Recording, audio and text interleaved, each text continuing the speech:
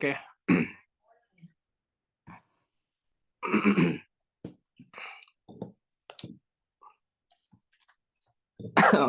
2 minute में class चालू करते हैं, ठीक है।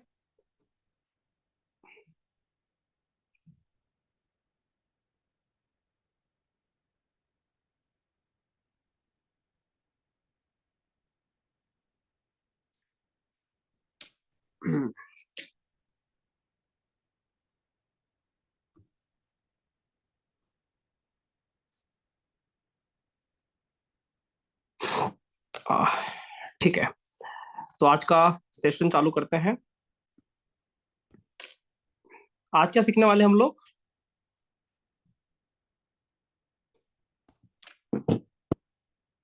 मैं आप सभी को राइट्स देता हूँ। आप सभी बोल सकते हैं आज क्या सीखने वाले हैं हम सभी, बताइए। योग योग। ओके, कौन से योग सीखने योग वाले हैं? और रामायण का और आप ये सिखाने वाले रेमेडीज। बिल्कुल बिल्कुल, ठीक है। ओके, तो आप सभी तैयार हैं? हाँ सर, हाँ सर। कल का सेशन बहुत अच्छा हुआ सर, बहुत अच्छा लगा। ओके, कल का सेशन बहुत अच्छा लगा, ठीक है ठीक है। तो आज हम सीखने वाले हैं योग, और कल वाले सेशन के साथ ही ये कनेक्टेड रहेगा, ठीक है। ठीक है, तो कल वाले सेशन से ही वो जुड़ा हुआ है। तो कैसे हम योग को समझेंगे? आप सभी ने हमारी क्लास पहले भी किया है, या आप सभी ज्योतिष का कार्य करते हैं, आने वाले टाइम पे करने वाले हैं, रामायण ज्योतिष से जुड़ने वाले हैं, बहुत सारी बातें हो सकती है। लेकिन हम किस तरह से कुंडली खोलते से ही, कल हमारा लक्ष्य क्या था कि कुंडली खोलते से ही प्रिडिक्शन करें, तो हमको करना आना चाहिए। आज हमारा लक्ष्य क्या है कि कैसे कुंडली खोलते से ही हम ये देख सकें कि इस कुंडली में बड़ा राजयोग है, या ये कुंडली एक लेवल की कुंडली है, ये व्यक्ति एक बहुत बड़ा व्यक्ति बनेगा, बहुत बड़ा बिजनेसमैन बनेगा, या कुछ भी करेगा तो वो बड़ा व्यक्ति बनेगा। तो ये कैसे देखें, तो ये बहुत जरूरी है ना। सामान्य चार्ट को फलित करना और एक असामान्य चार्ट को फलित करना, हमें पता होना चाहिए कि उस चार्ट में योग के बलाबल की कैपेसिटी क्या है। तो मैं आज आपको वैदिक पाराशरी के, भृगुनंदी नाड़ी के, है ना, अलग अलग पद्धतियों से मिलते हुए योग पढ़ाऊंगा, ठीक है। और वो योग काम करते हैं, उस योग के माध्यम से आप किसी भी पद्धति से प्रिडिक्शन करो, वो योग एक्टिवेट होगा, तो आपके रिजल्ट में बहुत अच्छा, है ना, परिणाम देखने को मिलेगा, ठीक है। तो मैं आपके सामने सबसे पहले स्क्रीन शेयर करता हूँ।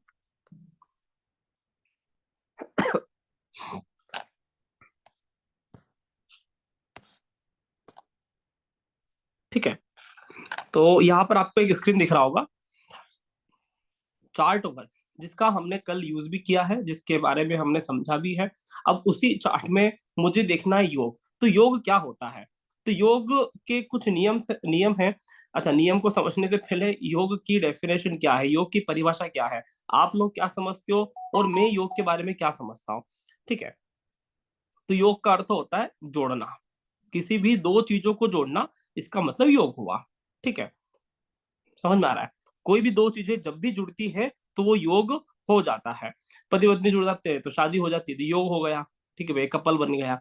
इसी तरह से जब भी कोई भी चीज जुड़ जाता है तो योग बनता है। तो राजयोग का मतलब दो भाव या दो ग्रह का अच्छा जुड़ाव, जो किसी भी तरह से कुंडली में ताकत भर देता है। सिंपल सा इसका एक ही फॉर्मूला है।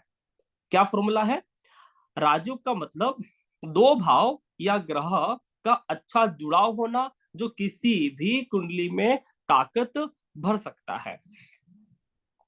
तो तीन इसके नियम हैं, ठीक है। और कैसे कोई ग्रह और कैसे कोई भाव जुड़ते हैं, तो आपने पाराशरी में युति का नाम सुना होगा, कल हमने दृष्टि भी पढ़ा था, ठीक है। बहुत सारे योग सुने होंगे, गजकेशरी योग सुना होगा, जीवात्मा योग सुना होगा, पंच महापुरुष योग सुना होगा, बहुत सारे योग आपने सुने होंगे। लेकिन इन सारे योग का जो एक धुरी है, इन सारे योग का जो एक टच है, जो केंद्र है, आज हम वो समझने वाले हैं कि योग बनते कैसे हैं, ठीक है। तो सबसे पहले आपको यहाँ पे लिखा हुआ दिख रहा है सम इंपॉर्टेंट रूल्स। पहला होता है केंद्र त्रिकोण कॉम्बिनेशन, ठीक है। अब थोड़ा सा आपको केंद्र त्रिकोण कॉम्बिनेशन में थोड़ा सा आपको ये पता होना चाहिए कि कैसे केंद्र और त्रिकोण की कॉम्बिनेशन देखते हैं। तो मैं आपको यहाँ पे एक्सप्लेन करने की कोशिश करूंगा। ये वाला चार्ट है, ठीक है। और इस चार्ट में हमें ये पता होना चाहिए कि जो भी भाव यहाँ पे आते हैं, ये वाला, ये वाला, ये और ये, इसको क्या बोलते हैं? केंद्र भाव। जो भी भाव सेंटर में आते हैं इसको बोलते हैं केंद्र भाव। समझ में आ रहा है? और जो भी भाव यहाँ पर आता है, जो भी राशि आ गई, जो भी ग्रह आ गए, तो ये होता है त्रिकोण। त्रिकोण। समझ में आया? ठीक है। तो केंद्र और त्रिकोण ये आपको क्लियर हो जाना चाहिए। अब हाँ, माइक म्यूट रखें, मैं सभी को म्यूट करता हूँ एक बार।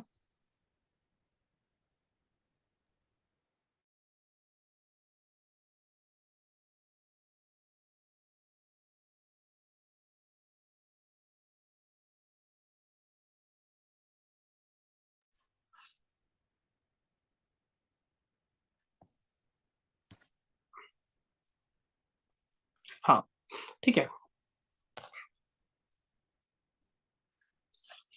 तो केंद्र यहाँ पे हम समझ रहे थे केंद्र और त्रिकोण के बारे में, ठीक है। तो केंद्र भाव आपको समझ में आया? जो भी ग्रह यहाँ पे होता है, यहाँ पे होता है, यहाँ पे होता है, वो केंद्र भाव है।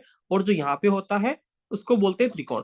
तो पाराशरी का पहला नियम यही है, राजयोग का पहला नियम यही है कि केंद्र और त्रिकोण के स्वामी के कॉम्बिनेशन उस जन्म कुंडली में होना चाहिए। समझ में आ रहा है? केंद्र और त्रिकोण के स्वामी के कॉम्बिनेशन उस जन्म कुंडली में होना चाहिए, ठीक है। तो यहाँ पर आपको ये पता होना चाहिए, थोड़ा सा बेसिक जानकारी भी सबको पता होगा, फिर भी बता देता हूँ। ये 2 नंबर की राशि मतलब ये शुक्र की राशि है। ये 5 नंबर की राशि मतलब सूर्य की राशि है। ये 8 नंबर की राशि मतलब मंगल की राशि है। और 11 नंबर की राशि, इसको कुंभ राशि बोलते हैं, ये शनि की राशि है। तो ये 4 ग्रह केंद्र के मालिक है, ठीक है। लगन जो चार्ट होता है जिसपे हम बोलते हैं कि व्यक्ति का, ये इसको जातक बोलते हैं, ठीक है, ये मूल भाव होता है। लगन भाव केंद्र में भी आता है और लगन भाव त्रिकोण में भी आता है। तो लगन इसलिए सबसे बढ़िया होता है, पहला भाव इसलिए सबसे अच्छा होता है क्योंकि ये केंद्र और त्रिकोण दोनों में आता है। तो लगन हमारे लिए सबसे महत्वपूर्ण है। जो भी रिजल्ट मिलता है किसको मिलेगा? लगन को मिलेगा, पड़ोसी को नहीं मिलने वाला, सेकेंड हाउस को नहीं मिलने वाला, पंचम भाव को नहीं मिलने वाला। जो भी जन्म कुंडली में राजयोग बनता है उसका रिजल्ट किसको मिलता है? प्रथम भाव को। कुछ भी विशेषताएं होती है उसका रिजल्ट किसको मिलता है? प्रथम भाव को। कुछ भी ऊपर नीचे होता है तो रिजल्ट किसको मिलता है? प्रथम भाव को। ये हमारे लिए सबसे ताकतवर भाव है, ठीक है। अब कैसे हमको प्रिडिक्शन करना है? तो यहाँ पर केंद्र और त्रिकोण की कॉम्बिनेशन देखना है। तो केंद्र में कौन से ग्रह आए थे? वीनस, ठीक है। उसके बाद अपन बात कर सकते हैं सूर्य का, सूर्य के बाद मंगल, ठीक है, और सैटर्न। ये 4 ग्रह जो हैं ये केंद्र में आए हैं।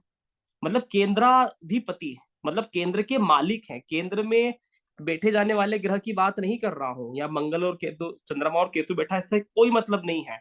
हम बात करेंगे जो केंद्र का लॉर्ड है, केंद्र का मालिक है, ठीक है।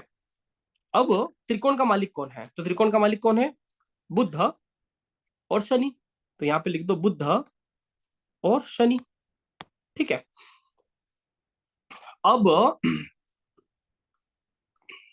इनों का आपस में युति होना चाहिए। कैसे? या तो बुध का, शुक्र का बुध से युति हो जाए, है ना, सूर्य का बुध से युति हो जाए, मंगल का शनि से हो जाए। तो आपको इस तरह की कॉम्बिनेशन देखना है। एक केंद्र आना चाहिए, ठीक है, एक केंद्र आना चाहिए और एक त्रिकोण आना चाहिए। इनों का आपस में कॉम्बिनेशन बनना चाहिए। बचपन में हमने सही जोड़ी बनाया था कि नहीं बनाया था? ठीक है। तो एक केंद्र और एक त्रिकोण का कॉम्बिनेशन आ जाएगा, कॉम्बिनेशन बन जाएगा। मान लो बुध और शुक्र का, इधर से बुध ले लिया, इधर से शुक्र ले लिया। बुध और शुक्र का कॉम्बिनेशन इस चार्ट में क्या? हाँ, यहाँ पे दिख रहा है अपन को। यहाँ पर बुध और शुक्र का कॉम्बिनेशन इस चार्ट में दिख रहा है। मतलब एक राजयोग इस चार्ट में है। ये बात समझ में आ रहा है? आप मुझे इमोजी से रिएक्शन भेज सकते हो या अंगूठे से दिखा सकते हो, आपके चेहरे मुझे दिख रहा है, ठीक है। ये समझ में आया? तो एक राजयोग इसके अंदर है, 12th हाउस में। अच्छा, इसके अलावा कोई दूसरा राजयोग दिख रहा है? तो यहाँ पर हम देख सकते हैं मंगल भी है और यहाँ पे शनि है। तो मंगल और शनि का कॉम्बिनेशन दिखा, एक और राजयोग दिखा। समझ में आया? इस जन्म कुंडली में हमको 2 राजयोग नजर आए।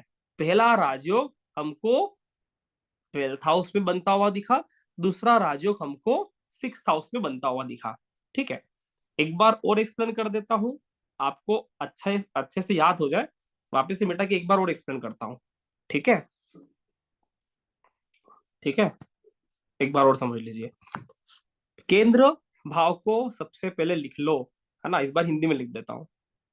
शुक्र, ठीक है, इधर से कौन है, सूर्य, इधर से कौन है, मंगल, इधर से कौन है, शनि। ये चारों जो ग्रह हैं, ये केंद्र के लॉर्ड है, केंद्र के मालिक है। इधर से किसको लेंगे, 6 नंबर की राशि और 10 नंबर की राशि। 6 नंबर की राशि का मालिक कौन है, बुध। 10 नंबर की राशि का मालिक कौन है, शनि। तो इस चार्ट में किस किस के कॉम्बिनेशन बन रहे हैं, एक केंद्र और एक त्रिकोण का कॉम्बिनेशन बनना चाहिए, योग होना चाहिए, संबंध बनना चाहिए। तो शुक्र और बुध, क्या इस चार्ट में शुक्र और बुध का संबंध है? तो हाँ भैया, ये वी लिखा हो इसको बोलते हैं विनस, इसको बोलते हैं शुक्र, और एमी को बोलते हैं बुध।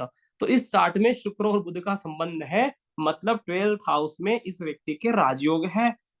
अब आप बोलोगे भैया ऋषि पाराशर जी बोलते हैं 6 8 12 बुरे भाव होते हैं। इस व्यक्ति को भाव 12 से अच्छे रिजल्ट मिलने की पूरी पूरी संभावना है। ये बात समझ में आ रहा है, भाव 12 से अच्छे रिजल्ट मिलेंगे। ठीक है, राजयोग है उसके अंदर। दूसरा राजयोग क्या बन रहा है, शनि का ले लिया, ठीक है, सॉरी यहाँ से मंगल लेना था, मंगल यहाँ से ले लिया और यहाँ से ले लिया शनि। मंगल और शनि का कॉम्बिनेशन आपको यहाँ दिख रहा है, समझ में आ रहा है? तो मंगल और शनि का राजयोग दिख रहा है, इसका मतलब इस चार्ट में छठे भाव में भी राजयोग, 12th हाउस में भी राजयोग, दो राजयोग यहाँ पे आपको नजर आएंगे। जो ग्रह केंद्र और त्रिकोण दोनों में आ रहा है, यहाँ पे आप देखो शनि यहाँ पे केंद्र में भी आ रहा है, ठीक है, थोड़ा सा चेंज कर लो मार्कर, ठीक है, शनि यहाँ पे केंद्र में भी आ रहा है और त्रिकोण में भी आ रहा है। तो जो ग्रह केंद्र और त्रिकोण दोनों में आ रहा है, इसको क्या बोलते हैं, इसको क्या बोलते हैं, ये उस कुंडली में सबसे बढ़िया प्लेनेट होता है। ठीक है, इसको है ना, ये सबसे बढ़िया राजयोग बनाता है। ठीक है, तो ये वाला जो शनि है, ये सबसे योग कारक ग्रह होगा इस चार्ट में, वृषभ लग्न में शनि सबसे योग कारक होगा। ठीक है, योग कारक बोलते हैं, जो ग्रह केंद्र और त्रिकोण का मालिक अकेला बन जाए, ऐसे ग्रह को योग कारक बोलते हैं। ठीक है, तो यहाँ पर अगर आपसे पूछे कि इस वृषभ लग्न के चार्ट में सबसे बढ़िया रिजल्ट कौन दे सकता है, तो सबसे बढ़िया रिजल्ट ये देगा, क्योंकि ये एक तो त्रिकोण का मालिक, एक केंद्र का मालिक, जो ग्रह केंद्र और त्रिकोण दोनों के मालिक बनते हैं, वह ग्रह राजयोग बनाता है, वह ग्रह सबसे पावरफुल ग्रह होता है। ठीक है, अब इस चार्ट में हमको, ठीक है, हमको ये समझ में आया कि राजयोग कहाँ पे है। तो छठे भाव से देखे जाने वाले तथ्यों से जो भी आप कारक तत्व देखते हो, नौकरी हो गया, लोन हो गया, कर्ज हो गया, शत्रु हो गया, ठीक है, तो ये व्यक्ति शत्रु पर हावी रहेगा, इसका नौकरी जब बोलो तब लग सकता है। ठीक है, इसको कोई कर्ज नहीं होगा। ठीक है, छठे भाव से देखे जाने वाले जो भी तथ्य हैं, कॉम्पिटिशन एग्जाम देखते हैं छठे भाव से, तो ये व्यक्ति फटाफट कॉम्पिटिशन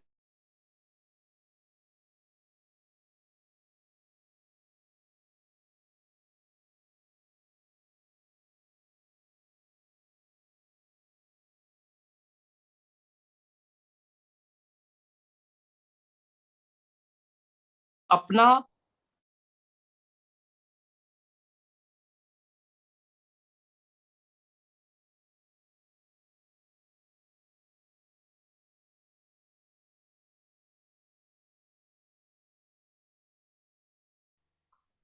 साउंड आ रहा है मेरा? ठीक है, साउंड आ रहा है ना मेरा?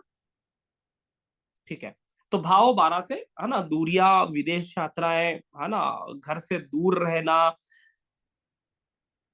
अगर ये व्यक्ति घर से दूर रहता है तो इसके राजयोग एक्टिवेट हो जाते हैं। ठीक है, अगर यह व्यक्ति ये मानकर चलिए कि अपने जन्म स्थान से दूर रहना चालू कर दे, तो व्यक्ति का 12th हाउस एक्टिवेट हो जाता है। जब भी हम घर के बाहर रहेंगे 12th हाउस एक्टिवेट हो जाएगा। तो 12th हाउस में इसके राजयोग हैं। आपको थोड़ा सा फीडबैक देता हुआ चलता हूँ, आपको बहुत मजा आएगा। यह व्यक्ति यह व्यक्ति अपने घर के, ठीक है, यह व्यक्ति अपने घर से बहुत सालों तक बाहर रहा, और बाहर से इसको जितना सपोर्ट मिलता है उसके इतने घर वालों से सपोर्ट नहीं मिलता। समझ में आ रही है ये बात?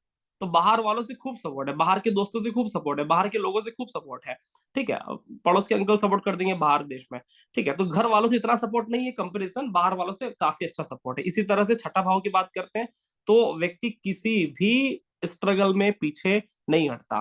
तो ये था हमारा पहले स्टेप का राजयोग। आशा है आपको समझ में आ रहा होगा।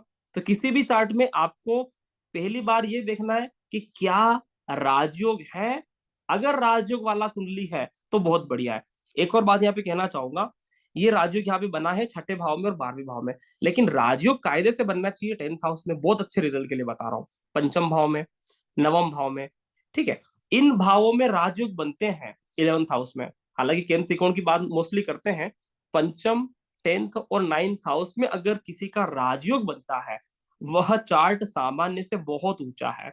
अन्य किसी भी भाव में राजयोग बनेगा, अच्छा हो सकता है, बहुत बढ़िया हो सकता है, लेकिन पंचम भाव, 10th हाउस, 9th हाउस या फिर लगन, ठीक है, इन चारों भाव में राजयोग बनता है तो बहुत बढ़िया रिजल्ट देता है। 11th हाउस में भी कंसिडर कर सकते हो। बाकी इन किसी भी भाव में राजयोग बनता है तो ये सामान्य राजयोग है, राजयोग देगा, रिजल्ट देगा, लेकिन ये सामान्य स्तर का राजयोग है, ठीक है। थोड़ा सा और एक्सप्लेन करते हैं इसको,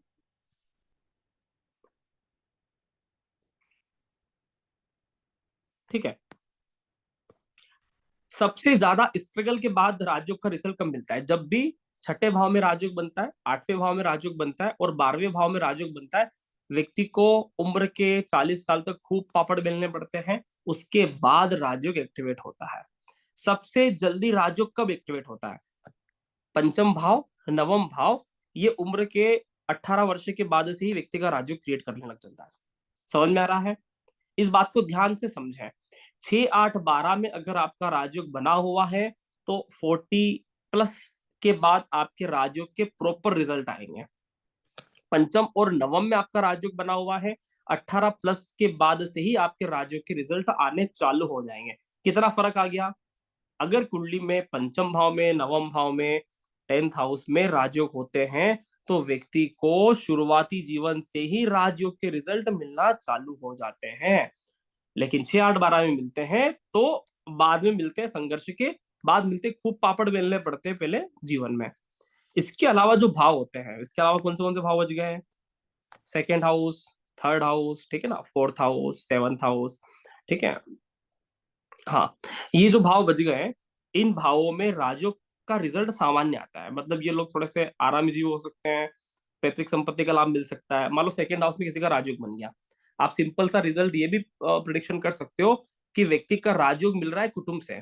बाप दादा ने बहुत संपत्ति दान में दे दिया, पिताजी ने बहुत सारा धन नाम पे कर दिया, आपके राजयोग एक्टिवेट हो गए, आप वैसी कार में घूम रहे हो, आपको पैसे कमाने की आवश्यकता नहीं है। सेकंड हाउस में राजयोग बनना चाहिए, 4th हाउस में राजयोग बनना चाहिए, 7th हाउस में राजयोग बनना चाहिए। बिना मेहनत के व्यक्ति का काम बनता है। समझ में आ रहा है? चलिए, अब ये आपको 2 मिनट में आप किसी का देख सकते हो। अब सेकंड स्थिति देखना है क्या, दूसरा स्थिति क्या है। तो दूसरा स्थिति क्या लिखा होगा यहाँ पे मैंने, शुभ कत्री कॉम्बिनेशन। क्या कोई ग्रह शुभ कत्री में आया हुआ है? ऐसा कोई ग्रह जो दो शुभ ग्रह के साथ बैठा हो। समझ में आ रहा है? या दो शुभ ग्रहों के बीच में बैठा हो तो वह भी राजयोग क्रिएट कर सकता है। इस चार्ट में एक ही कॉम्बिनेशन है।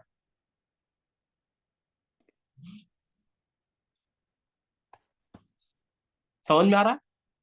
इस चार्ट में एक ही कॉम्बिनेशन है, सूर्य जो दो ग्रहों के साथ में भी है, दो शुभ ग्रहों के साथ में भी है, ठीक है, और उसके आसपास कोई मिस्टेक वाला भी नहीं है, मतलब गुरु देख रहा है, ठीक है, अच्छी बात है। लेकिन यहाँ पे शुभ कत्री की बात करेंगे शुभ भाव में, तो सूर्य के साथ दो शुभ व्यक्ति बैठे हुए हैं, तो सूर्य यहाँ पर राजयोग दे रहा है सेकेंड लेवल पर। कोई ग्रह शुभ कत्री में होता है वह भी राजयोग दे सकता है, यहाँ पर सूर्य शुभ कत्री में नहीं है लेकिन दो शुभ ग्रहों के साथ में है।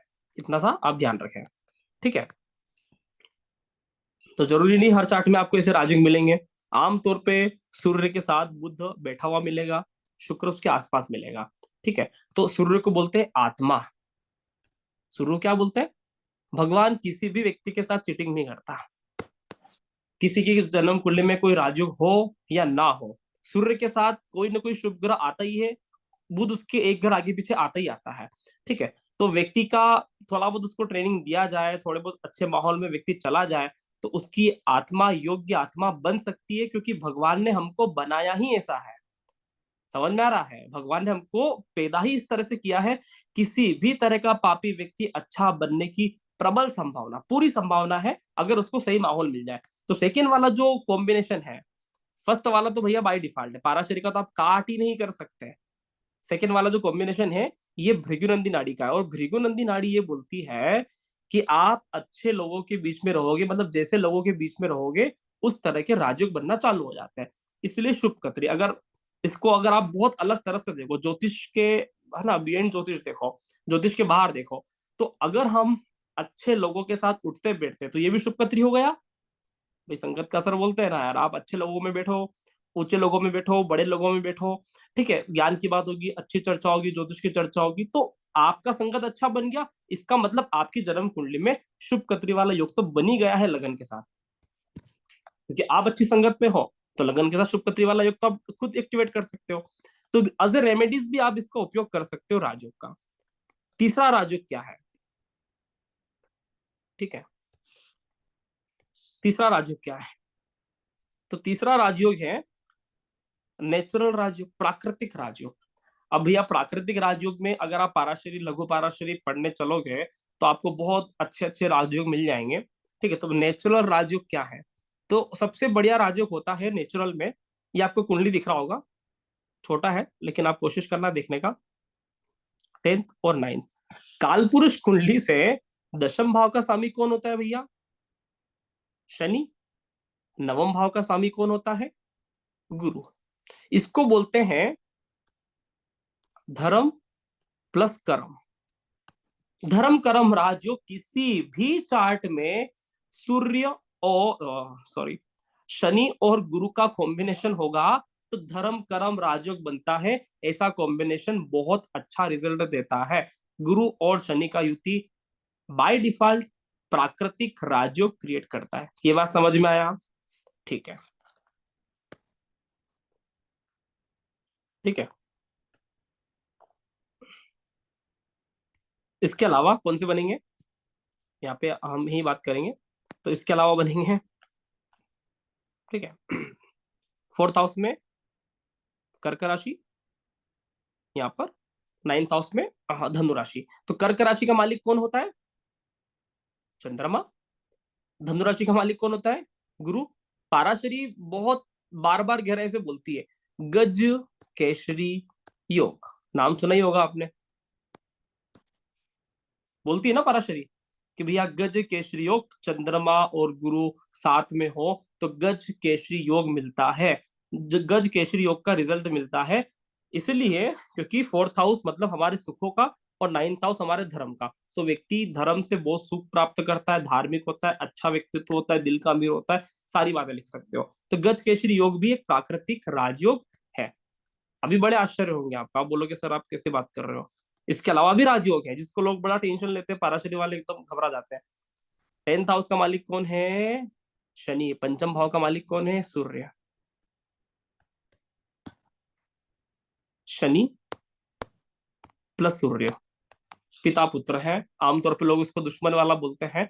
शनि प्लस सूर्य का कॉम्बिनेशन होगा, ये भी राजयोग है।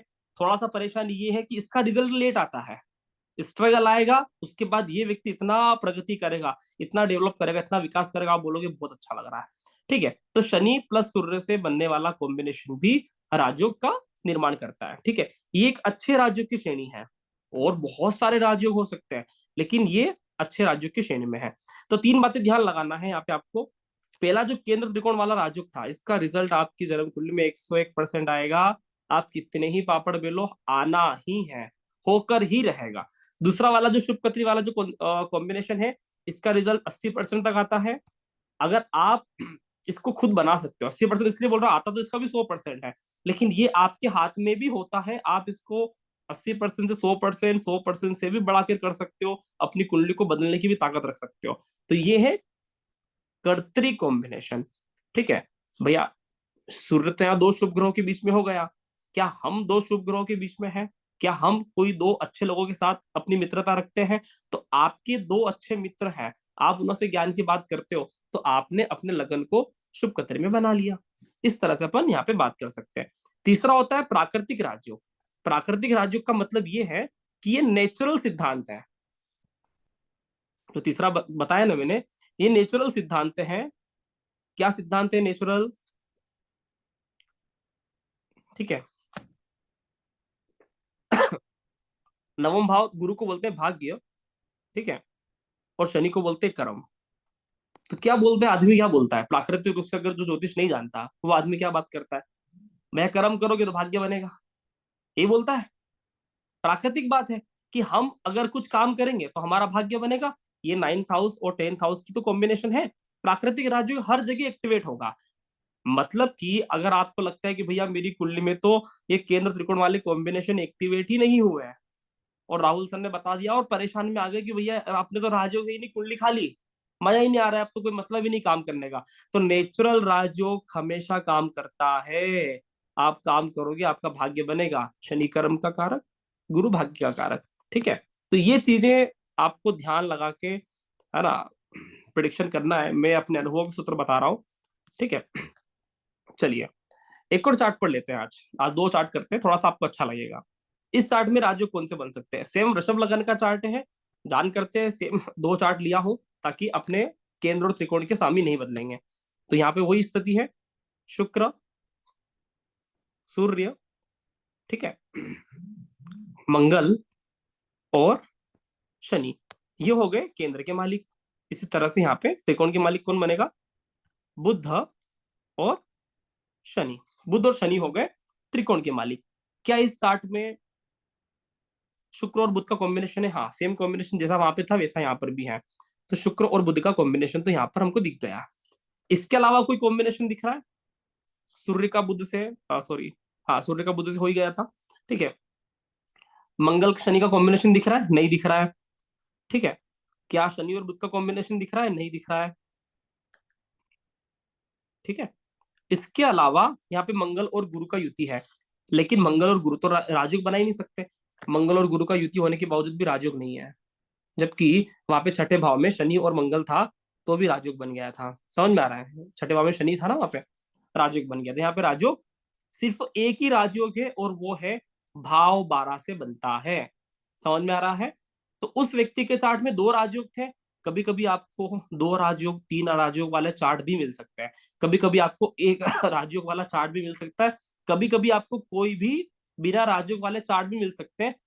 तो केंद्र त्रिकोण वाले राजयोग वाले चार्ट मिलेंगे तो मजबूत रिजल्ट आएगा उस भाव का। इसका भी 12th हाउस से जुड़ा हुआ अच्छा रिजल्ट आएगा। ये व्यक्ति विदेश में काम करता है, फॉरेन रहता है, अधिकतर समय उसका आना जाना रहता है, तो विदेश का उसको बेनिफिट मिला। ठीक है, एक और यहाँ पे, चलो ये वाला तो हो गया। यहाँ पर एक और राजयोग है सेकेंड लेवल पर, कर्त्री कॉम्बिनेशन। यहाँ पर बुध शुभ कत्री में है। ठीक है, यहाँ पर बुध शुभ कत्री में है। ठीक है, और किसके शुभ कत्री में है तो बता देता हूँ। बुध यहाँ पर गुरु और शुक्र के बीच में है। ठीक है, आपको लगेगा सर कैसे हो रहा है ये, लेकिन गुरु और सूर्य शुक्र के बीच में है। थोड़ा सा टफ जा सकता है, लेकिन आप थोड़ा सा ध्यान से सुनोगे तो बता समझा सकता हूं मैं। ठीक है, कोशिश करता हूं आपको समझ में आएगा। देखिए, बुध की डिग्री बुध की यहाँ पे डिग्री कितना है? शुक्र का डिग्री कितना है? 60 डिग्री, है ना। वीनस है यहाँ पे 60 डिग्री का, मरकरी है यहाँ पे 18 डिग्री का। ठीक है, और उसके बाद 2 नंबर की राशि आती है। 1 नंबर के बाद 2 नंबर की राशि आती है। उसके बाद सीधा जुपिटर 13 डिग्री का है। मंगल तो 29 डिग्री का बहुत लेट आया, तो जुपिटर है 13 डिग्री का। समझ में आ रहा है? उसके पहले जो सूर्य है, ये सूर्य यहाँ पे लिख दो 4 डिग्री का, और उसके बाद जो मंगल है वो यहाँ पे लिख दो 29 डिग्री का। तो यहाँ पर आप देखो, शुक्र और गुरु के बीच में बुध आया हुआ है, तो बुध यहाँ पे स्पेशल शुभ कत्री कॉम्बिनेशन के बाद राजयोग क्रिएट करता है। यहाँ पर सूर्य भी दो शुभ ग्रहों के साथ में है, वह भी राजयोग क्रिएट कर रहा है, और बुध यहाँ पर शुभ कत्री में है तो वह भी राजयोग क्रिएट कर रहा है, तो व्यक्ति को बुध से जुड़ने वाले रिजल्ट कुछ स्पेशल मिल सकता है। बुध शिक्षा का कारक है, बुध वित्तीय व्यवस्था का कारक है, बुध भाषा का कारक है, बोली का कारक है, वाणी का कारक है। ठीक है, तो इस सारी चीजों में व्यक्ति को बहुत अच्छे रिजल्ट मिल सकते हैं। ये बात समझ में आया? आप सभी मुझे रिएक्शन भेज सकते हो। ठीक है, क्लियर हो रहा है यहां तक? चलिए, ठीक है, तो ये हो गया हमारा राजयोग वाला सेशन कंप्लीट। आप किसी भी चार्ट में जब भी राजयोग देखोगे तो आपको चीजें क्लियर होना चाहिए कि देखना कैसे है। अब मैं आपको थोड़ा सा लेकर चलता हूँ रेमेडीज पर। ठीक है, रेमेडीज चाहिए ना? काफी लोगों के मन में था कि सर उपाय तो बता ही दो। ठीक है, अब किसी भी तरह का प्रश्न हो, मुझे नहीं पता आप किस तरह से कुंडली का प्रेडिक्शन करते हैं या क्या होता है। ठीक है, लेकिन मैं आपको कुछ अब रेमेडीज देना चाहता हूँ, और रेमेडीज आपके लिए आसान हो। सबसे पहली बात, लोग है ना रेमेडीज देते हैं तो खुद ज्योतिषी उसको नहीं कर रहा होता, लेकिन क्लाइंट आया उसको चिपका दिया, जाओ ये मंत्र करो, जाओ राहु के 12,000 मंत्र करो, केतु के 18,000 करो। अब भाई खुद जातक ने किया है, मतलब खुद एस्ट्रोलॉजर ने किया है। तो कहने का मतलब ये है कि रेमेडीज ऐसा होना चाहिए जो आपके अनुभव में खरा हो। समझ में आया? जो आपने तो कभी किया हो। हाँ, आपने बता दिया कि भैया स्वर्ग का रास्ता ये है ना, गुरु बताता है ना स्वर्ग का रास्ता ये है, तो गुरु स्वर्ग को जाकर आया तो वो बता रहा है। ऐसे काम नहीं करना जहां पर हम गए ही नहीं। ठीक है, तो वहां पर फिर बेकार लगता है। अब यहाँ पर राजयोग समझना है, तो एक बात ध्यान लगा कर रखें, कुंडली में होते हैं 4 त्रिकोण। आप हमारी 100 दिन के वर्कशॉप में आओगे तो हम एक एक चीज गहराई से पढ़ेंगे, लेकिन फिलहाल ध्यान रखें 4 तरह के त्रिकोण होते हैं। धर्म त्रिकोण, अर्थ त्रिकोण, ठीक है, काम और मोक्ष। ठीक है, तो 4 तरह के व्यक्ति के जीवन में अवस्थाएं भी होती है, बाल्य अवस्थाएं, युवा अवस्थाएं, प्रौढ़ अवस्थाएं और वृद्ध अवस्थाएं। यही 4 तरह के त्रिकोण कहलाते हैं। ठीक है, तो धर्म त्रिकोण मतलब बचपन की अवस्था, अर्थ त्रिकोण मतलब धन कमाने की युवा अवस्था, काम त्रिकोण भी युवा अवस्था में आता है, और मोक्ष त्रिकोण वृद्ध अवस्था में बताता है। ठीक है, थोड़ा सा इसको समझने का प्रयास करेंगे बिल्कुल प्राकृतिक सिद्धांत से। धर्म त्रिकोण से क्या देखते हैं, ये चीजें क्लियर होना चाहिए। तो धर्म त्रिकोण के कारक ग्रह कौन है, आपकी जन्म कुंडली में कौन सा ग्रह धर्म की बात बहुत प्रॉपर तरीके से करता है? तो सूर्य और गुरु को कहते हैं धर्म के कारक। किसके कारक? धर्म के। और धर्म आपके दिमाग में क्या है मुझे नहीं पता, लेकिन ज्योतिष के दिमाग में क्या है ये जानना बहुत जरूरी है। धर्म का मतलब होता है व्यक्ति शिक्षित हो। समझ में आ रहा है? ये बात समझ में आ रही है? धर्म का अर्थ होता है शिक्षा, पंचम भाव शिक्षा का, नवम भाव शिक्षा का। समझ में आ रहा है? तो धर्म का अर्थ होता है शिक्षा व्यक्ति का हो, व्यक्ति अच्छा पढ़ा लिखा हो, समझदार व्यक्ति हो। व्यक्ति अगर बोले कि भैया मैं शनि की उपाय दे रहा हूं, तो सामने वाला व्यक्ति आपको अनपढ़ नहीं समझना चाहिए। उसका जो ज्योतिष का ओरा होता है, पहले के जमाने में ज्योतिष पंचांग पढ़े हुए होते थे, सारी गणित की जानकारी थी, बड़े बड़े लोग है ना गणित के प्रॉब्लम सोल्व करवाने ज्योतिषों के पास आया करते, तो वो भी एक लेवल था। तो हर व्यक्ति उनको पढ़ा लिखा समझदार समझता था, बोले वैज्ञानिक आदमी है। ठीक है, तो ज्योतिष ही पढ़ा लिखा होना चाहिए, है ना। तो पढ़ी लिखी को अपन क्या बोलते हैं? धर्म की बात। अब आपके पास जब भी प्रश्न आ जाए कि भैया पढ़ाई लिखाई में परेशानी है, कुछ भी बातें याद करते हैं याद नहीं होता है, ठीक है, हमें प्रमोशन नहीं मिलता है, समझ में आ रहा है? प्रमोशन नहीं मिल रहा, लोग हमारी बात नहीं मान रहे, ठीक है ना कोई हमारा कहना नहीं मानता, हम जहां पर भी जाते हैं लोग हमको अच्छी नजर से नहीं देखते हैं, या हमारा ज्ञान बहुत कम है, हम बहुत कच्चे हैं पढ़ाई में, हमारा लेवल अच्छा नहीं है, ये सारी चीजों के लिए आपको धर्म त्रिकोण मतलब कारक ग्रह कौन, सूर्य और गुरु के पास जाना पड़ेगा। समझ में आया? जब भी बात आएगी अर्थ त्रिकोण की, तो अर्थ त्रिकोण की बात मैंने कल भी बताया था। जब भी बात आपको कोई भी व्यक्ति आकर पूछे कि पैसा नहीं है, पैसा नहीं टिक पाता, लोन कर्ज कब उतरेगा, बड़े फंस गए, बड़े संकट आ गए, पैसा आ ही नहीं रहा है। तो आपको जब भी पैसे की बात आएगी तो आप कारक ग्रह क्या करोगे, चंद्र और बुध को कारक ग्रह के रूप में लोगे। समझ में आ रहा है? इसी तरह से जब भी बात आएगी काम की, अब काम क्या होता है, काम त्रिकोण मतलब आपकी इच्छा से जुड़ा हुआ सारा प्रश्न। आपको, आपके पास पैसा आया, आपने मकान बना लिया, अब आपके मन में इच्छा जागृत हुई कि मुझे मकान नहीं चाहिए, मुझे तो रिसोर्ट बनाना है, ठीक है, या मुझे बंगला बनाना है, ठीक है। तो जब भी आपके दिमाग में या आपके मन में इच्छाएं बढ़ गई, है ना, तो इसको बोलते हैं काम त्रिकोण। तो काम त्रिकोण में क्या क्या चीजें आती हैं, जो आपकी आशा से अधिक होता है, जो आपकी बहुत चाहत होती है, ठीक है, वो सारी चीजें काम त्रिकोण में है। इसमें आप शादी बोल सकते हो, ठीक है, इसमें आप अपनी मकान बोल सकते हो, ठीक है, जो भी भौतिक जीवन की आप इच्छा कर रहे हो, जो भी चाह कर रहे हो, जो भी आपकी भौतिक जीवन की चाहते हैं, वो सारी काम त्रिकोण के अंदर आती है। मुझे लग्जरी मकान चाहिए, मुझे, है ना, अच्छी गाड़ी चाहिए, अच्छा घोड़ा चाहिए, अच्छी जगह घूमने जाना है, सारी चीजों में आपका यहाँ पर काम त्रिकोण एक्टिवेट होता है। तो काम त्रिकोण को लेकर जब भी प्रश्न आएगा, खासकर विवाह को लेकर प्रश्न आते हैं, तो विवाह मतलब काम त्रिकोण की एक्टिवेट करवाता है, ठीक है। तो भौतिक सुख सबसे पहले कहाँ मिलता है, विवाह होने के बाद ही मिलता है।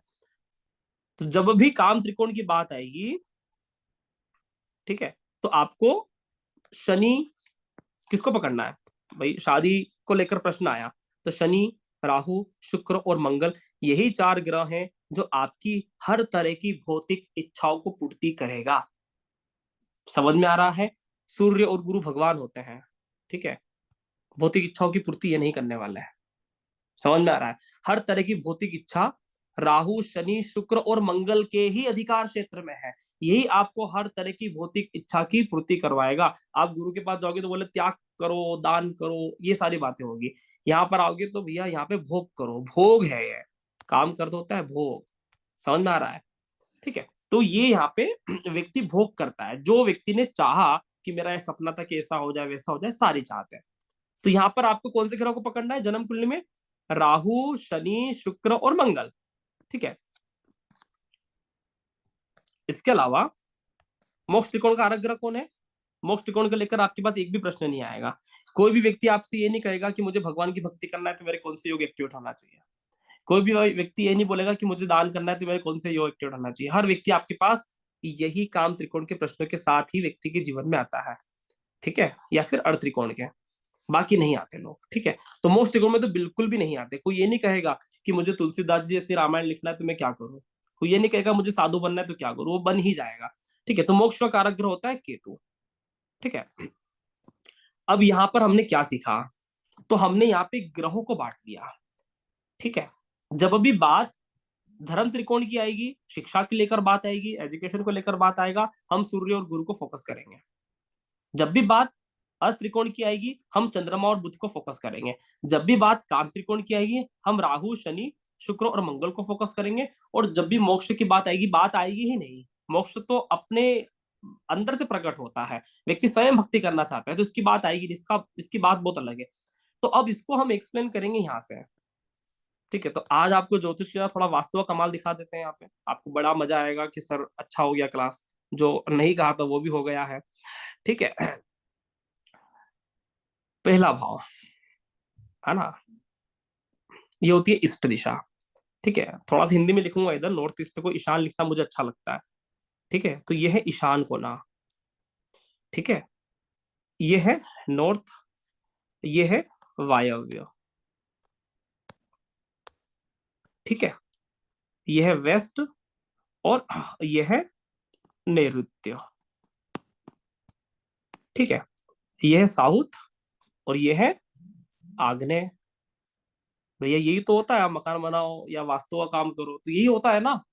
तो अब आपको बड़ा मजा आएगा कि ज्योतिष का इतना गहरा हो सकता है, हमने तो कभी सोचा ही नहीं था। आपको उपाय वास्तु के साथ देने वाला हूं, क्योंकि जन्म कुंडली के ग्रह तो हमारे जन्म कुंडली में बैठ गए, उस पे तो हमारा अधिकार क्षेत्र था ही नहीं। अगर अगर हमारा अधिकार क्षेत्र होता तो हम सचिन तेंदुलकर के बच्चे हो जाते हैं, हम मुकेश अंबानी जी घर में पैदा होना चाहते हैं, ठीक है, लेकिन हमारा अधिकार क्षेत्र नहीं था।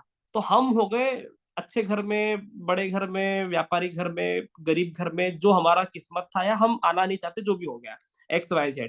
हमको मौका दिया जाए तो शायद हम किसी अमीर परिवार में ही पैदा हो, ताकि रोटी कपड़ा मकान का टेंशन भूलें। लेकिन ऐसा हमारे साथ था नहीं।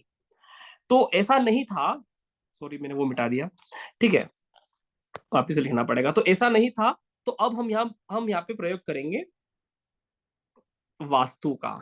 ठीक है, अच्छा मुझे आप बताते जाना, थोड़ा मजा आएगा।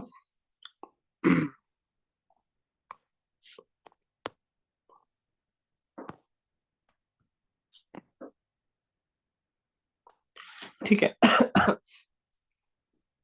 ये दिशा किसकी होती है भैया? भगवान की दिशा होती है। ईशान कोण में क्या करते हो? आप किसी पंडित पुरोहितों से मिलोगे तो भैया भगवान का स्थान, आप चले जाओ वास्तु से मकान बनाने, तो क्या बोलते हैं? ईशान कोण में क्यों होता है? भगवान बैठाना। समझ में आ रहा है? भगवान, ये दिशा किसकी होती है? पूर्व दिशा। ये होती है पूर्व दिशा। पूर्व दिशा भी सबसे अच्छा दिशा बोलते हैं ना, कि यहाँ पर भी आप भगवान बैठा सकते हो, ऐसा बोलते हैं ना, कि पूर्व में भी आप भगवान की स्थापना कर सकते हो, अच्छी जगह है। नॉर्थ ईस्ट में भी कर सकते हो। आप किसी वास्तु विद्वान से मिलोगे, आपको जानकारी होगा वास्तु का, तो ऐसा बोलते हैं कि पूर्व और नॉर्थ ईस्ट तो ओपन रखना चाहिए। सही बोल रहा हूं भैया? पूर्व दिशा और ईशान कोण को आप खुला रखें, अच्छा रहता है। ठीक है, पूर्व दिशा का मालिक कौन है? सूर्य। ईशान कोण का मालिक कौन है? गुरु। अगर आपको लगता है कि आपका बच्चा पढ़ाई में अच्छा नहीं है, अगर आपको लगता है कि मेरे को उतना मान सम्मान नहीं मिल रहा, अभी जो बताया था ना धर्म त्रिकोण से क्या दिखते हैं, मान सम्मान नहीं मिलना, बात नहीं मानते हैं, बच्चा पढ़ाई में अच्छा नहीं, खुद पढ़ाई में मैं अच्छा नहीं हूँ, है ना, याद नहीं रहता, किताबें बहुत पढ़ते, समझ में कुछ नहीं, सब ऊपर से जाता है। 10 साल हो गए सर ज्योतिष पढ़ते पढ़ते, एक बात समझ नहीं आई। इसका मतलब क्या हुआ? इसका मतलब ये भारत में बोलते हैं ना, गुरु बनाना चाहिए, बिना गुरु आपको कुछ भी नहीं आता। तो इसका मतलब क्या हुआ कि हमारे घर का, ठीक है, अब आपको रेमेडीज में अपने आप को सुधारना बहुत कठिन कार्य है ना, अपने आप को सुधारने जाएंगे तो बहुत कठिन है। तो आप अपने घर को सुधार सकते हो। पूर्व दिशा और नॉर्थ ईस्ट ईस्ट जो कोना है, इसको आप साफ स्वच्छ रखें, बिल्कुल भी गंदगी ना रखें, और जहां तक संभावना हो कि भगवान को बैठा लें, पूजा कर रख लें। पूजा कर नहीं हो सकता, बोले सर संभावना ही नहीं है, तो भैया कम से कम शौचालय मत बनाना, कम से कम वहां पे सोना मत, कपल नहीं सोना है। समझ में आ रहा है? भगवान को नहीं बिठाया, बोले सर मल्टी में रहते हैं, अब क्या हो गया जो हो गया। शौचालय नहीं करना है निषेध, सोना नहीं है कपल को।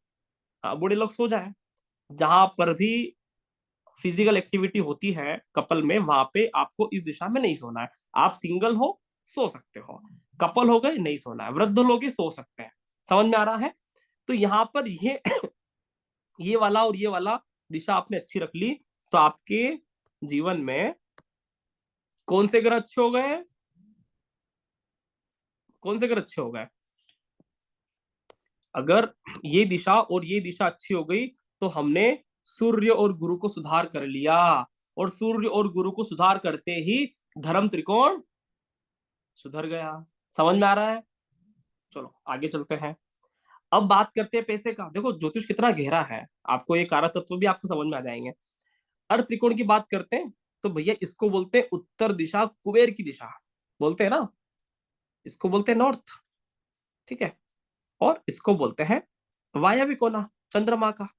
ठीक है, तो इस दिशा का मालिक होता है चंद्रमा, और इस दिशा का मालिक होता है बुध।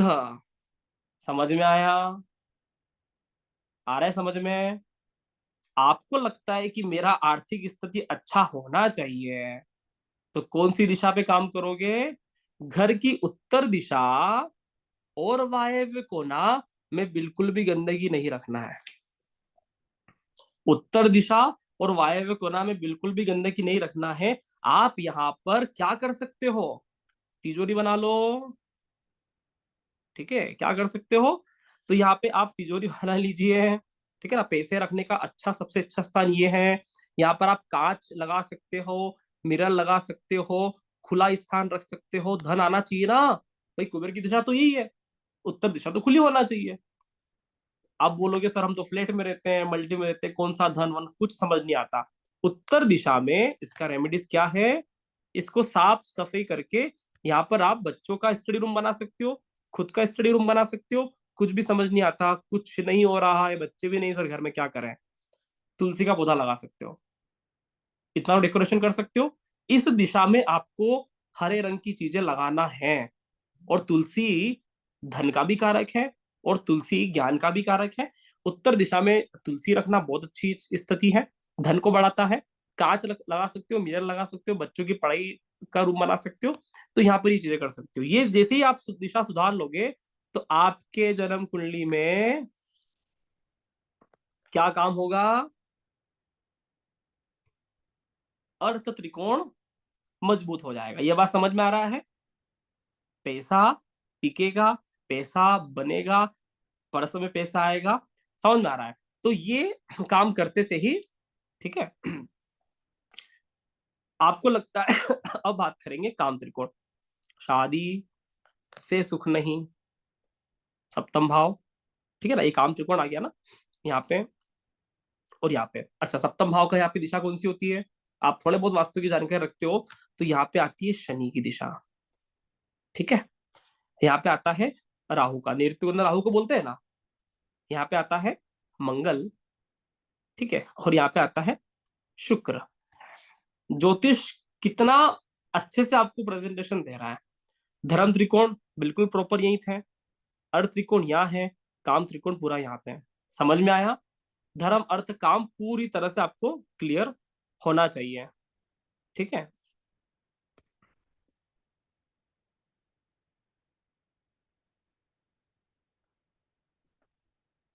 ठीक है, अब हमें लगता है कि हमारी इच्छाओं की पूर्ति हो, हमें लगे कि भैया इच्छाएं पूर्ति होना जरूरी है ना, प्रॉपर सारे काम होना अच्छा होना जरूरी है, सारी चीजें सही होना जरूरी है। तो यहाँ पर आप राहु की दिशा है, यहाँ पर आप जितने भी, है ना, आप अपने घर में लेटमत बना सकते हो वास्तु के अकॉर्डिंग। नहीं है तो इस दिशा को आप पेक रख सकते हो, स्टोर रूम बना सकते हो, ठीक है।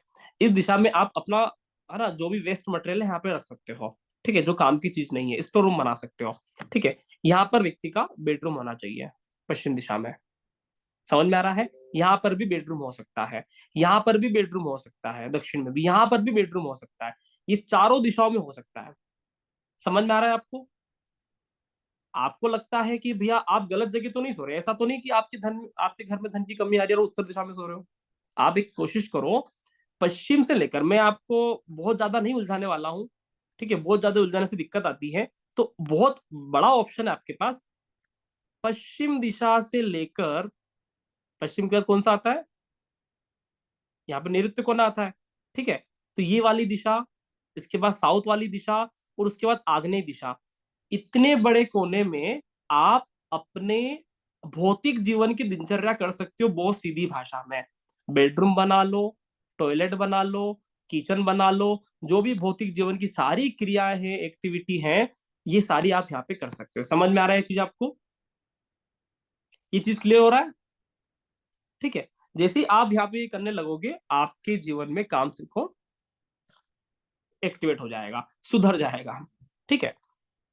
लास्ट आती है मोक्ष त्रिकोण, ठीक है। आप सामने वाले को उपाय दे सकते हो, ज्योतिष का बिजनेस करोगे, ज्योतिष का कार्य करोगे, कल से कंसल्टेंसी दोगे, तो भैया सामने वाले को क्या उपाय देके भेजोगे? बिना उपाय आपसे कोई भी नहीं जाने वाला। आप बोलो कि भैया जो होना है भाग्य में है, तो आपको उल्टा सुना के जाएगा कि जब होना ही भाग्य में तो प्रिडिक्शन क्या ही कर रहे हो। तो आपको उसको, ज्योतिष का कार्य क्या है, काफी लोग ये बोलते हैं कि ज्योतिष का कार्य होता है भाग्य बताना, ठीक है। मैं ये नहीं बोलूंगा भाग्य बताना कार्य नहीं, आमतौर पर आते इसीलिए, लेकिन ज्योतिष का कार्य है दिशा बताना, और मैं आपको यहाँ पे सही दिशा बताने आया हूँ। समझ में आ रहा है चीजों को लेकर? तो आप सामने वाले को सही दिशा बताएं, ठीक है। चीजें क्लियर हुआ? अब एक ही ग्रह बच गया, और जिसका मैं आपको बोल ही रहा था कि ना आपसे कोई पूछने आता है, ठीक है, ना आपके पास कोई इस तरह का क्वेश्चन लेके आए कि गुरुदेव हमारा मोक्ष कब होगा, ठीक है, ये भी आते हैं तो बड़े रोते रोते आते हैं। जो बहुत दुखी हो गया तो बोलता है कि मोक्ष के रास्ते बताए। ज्योतिष में अधिकतर क्वेश्चन ऐसे क्वेश्चन लेके लोग आ जाते हैं, बड़े बड़े एस्ट्रोलॉजर। मेरी कुंडली में मोक्ष प्राप्ति की योग है क्योंकि केतु मेरा 12th हाउस में बैठा हुआ है। अच्छा, 12th हाउस में केतु बैठेगा, मोक्ष हो जाएगा? कैसी अवैज्ञानिक बात कर रहे हो? मोक्ष कैसे करेंगे भैया मोक्ष? तो केतु होता है ब्रह्म स्थान का कारक। केतु किसी भी दिशा को इंडिकेट नहीं करता। अगर आपको बोले कि भैया केतु इस दिशा है, तो मेरे को लगता है कि वो वास्तु वाले भी गलत पढ़ा रहे हैं। केतु किसी भी तरह की डायरेक्शन नहीं है। केतु होता है आकाश तत्व, ब्रह्म स्थान, ठीक है। और अगर आपका केतु बढ़िया है, सेंटर पॉइंट बढ़िया है, तो सब तरफ वाइब्रेशन अच्छी फैल सकती है। केतु की इतनी ताकत है। ब्रह्म स्थान मजबूत है, सब तरफ ताकत फैल सकती है। ब्रह्म स्थान खराब है, सारी दिशाएं बढ़िया है। ब्रह्म स्थान में बहुत बड़ा दोष है, ये आपकी पूरी कुंडली गई, पूरा वास्तु गया। ब्रह्म स्थान सेंटर पॉइंट है। जिस तरह से हमारे शरीर का ब्रह्म स्थान होता है, क्या होता है भैया, है ना? आपको लग रहा होगा ज्योतिष क्लास में बैठे कि वास्तु क्लास में बैठा है। तो हमारे शरीर का ब्रह्म स्थान होता है नाभि। नाभि को बोलते हैं ज्योतिष की भाषा में पंचम भाव, ठीक है। इसका कारक ग्रह होता है केतु। केतु को बोलते हैं ज्योतिष में, रामायण ज्योतिष में हनुमान, ठीक है। अभी आगे एक्सप्लेन करूंगा, ठीक है। तो नाभि हमारा ब्रह्म स्थान होता है। इसी तरह से हमारे घर का ब्रह्म स्थान होता है, घर का बिल्कुल सेंटर पॉइंट। एक बात ध्यान रखें, इसको वास्तु वाले बोलते हैं मर्म स्थान। ये घर के जो सेंटर पॉइंट है ना, इसमें आप बहुत ज्यादा सामान मत रखना। दीवार दीवार बन गई तो मैं आपको तोड़वाने नहीं आया हूँ, ठीक है। बोले आप तोड़ाएंगे तो नहीं। नया मकान बनाओ तो सेंटर पॉइंट में कभी भी दीवार खंबे नहीं आना चाहिए। लेकिन अब मकान है, रहते हो, रेंट पे है, फ्लैट है, कुछ ऑप्शन नहीं है। ब्रह्म स्थान जो होता है घर का, बिल्कुल बीचों बीच सेंटर, नाप लेना कहाँ पे आता है। उसके आसपास बिल्कुल भी सामान कुछ भी नहीं रखना है, कुछ भी नहीं रखना है। पुराने जमाने में जब मकान बनते थे ना, तो मकान कैसे बनते थे? आसपास सब तरफ मकान बनते थे, ठीक है। बीच पे पूरा आंगन होता था, तो ब्रह्म स्थान, ठीक है। तो भारत बहुत सालों तक अमीर रहा है, सोने की चिड़िया कहलाया। उस समय कहलाया था जब भारत में मकान ऐसे बना करते थे, ठीक है। आज भी भारत, पाकिस्तान, अफगानिस्तान, नेपाल, जो भारतीय मूल के इलाके हैं, आज भी वहां पे आपको इस तरह के मकान इक्का दुक्का देखने को मिल ही जाएंगे। समझ में आ रहा है? तो ब्रह्म स्थान का कारक ये होता है। तो मैं आशा करता हूँ कि आपको चीजें समझ में आया होगा कि रेमेडीज कैसे देना है। ज्योतिष बहुत गहरा है, बहुत अनंत है। मेरा कोशिश ये हमेशा रहा है क्लास को लेकर कि मैं आपको बेस्ट से बेस्ट चीजें दे सकूं, प्रिडिक्शन भी दे सकूं और उपाय भी दे सकूं, ठीक है। और आशा करता हूँ कि आपको आपको ये क्लास समझ में आया होगा। अब मैं यहाँ पे बात करूंगा थोड़ा सा, रामायण ज्योतिष क्या है। क्या आप सभी जानने को लेकर इंटरेस्टेड है? थोड़ा सा मैं आपको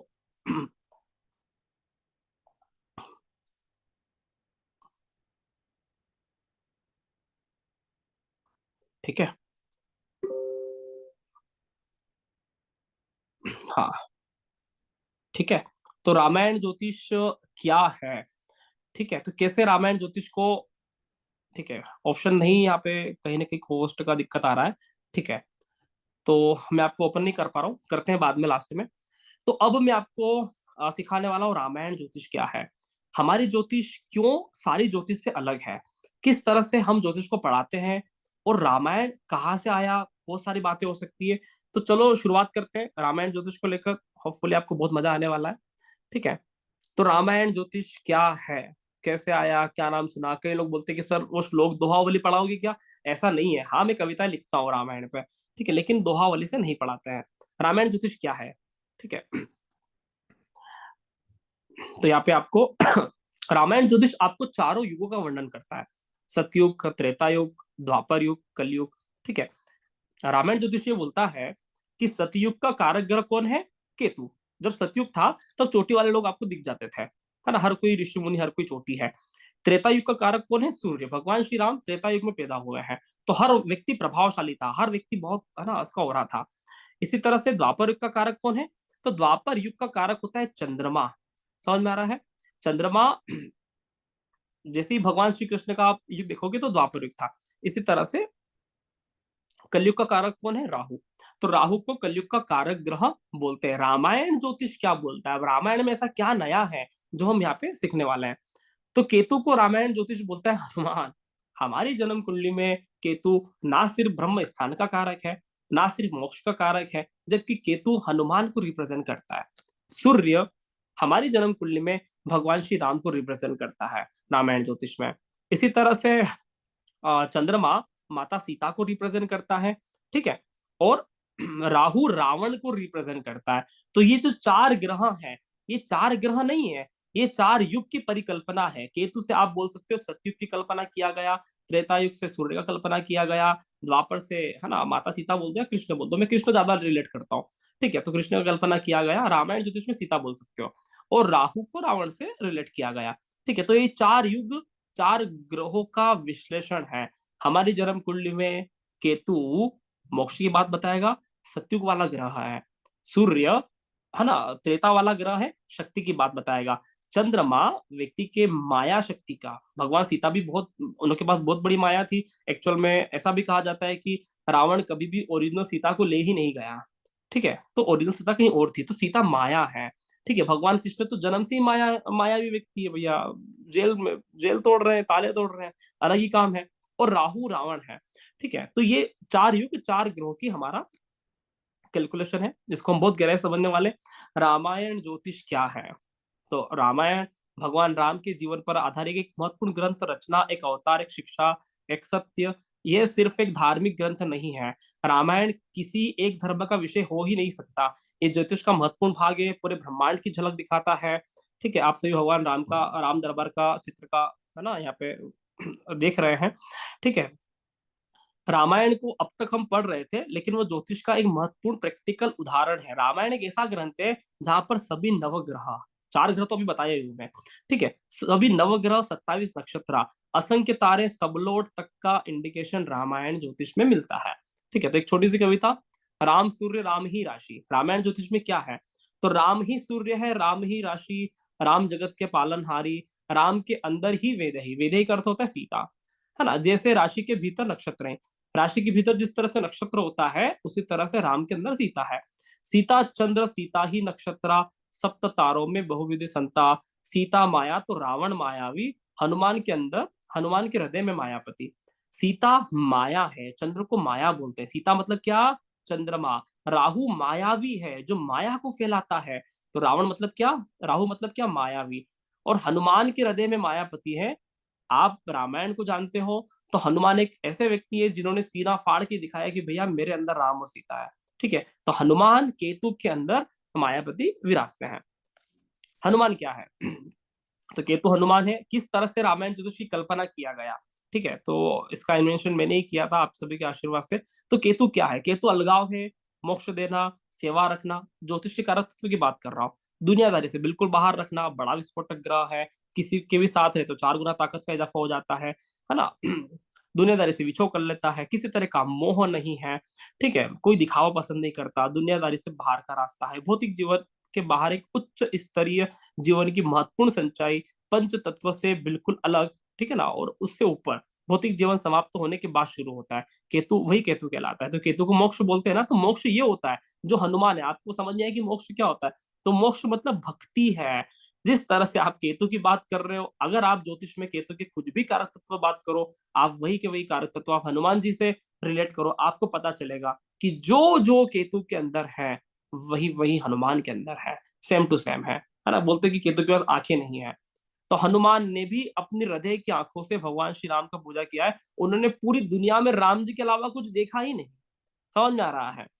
तो थोड़ा सा इसको एक कविता के माध्यम से समझाता हूँ। राम काज करने में आया, शिव रूप अवतार हूं मैं, भक्ति भाव में डूबा रहता अंजनी पुत्र हनुमान हूं मैं, ग्रहों में केतु बनकर आता, पूछ का कारक हूं मैं। पूछ, केतु के पीछे पूछ है, गणेश जी के आगे सूंड है।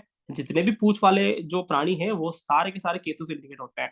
मायावी शक्ति से भरा हुआ ऐसा अद्भुत वानर हूं मैं, मृत्यु मुझसे भय खाती, अजर अमर अविनाशी में, पवन पुत्र मुझको कह देना, अनंत आकाश का कारक में, ऊंचाई शिखर चोटी, हिंदू संस्कृति का रखवाला मैं।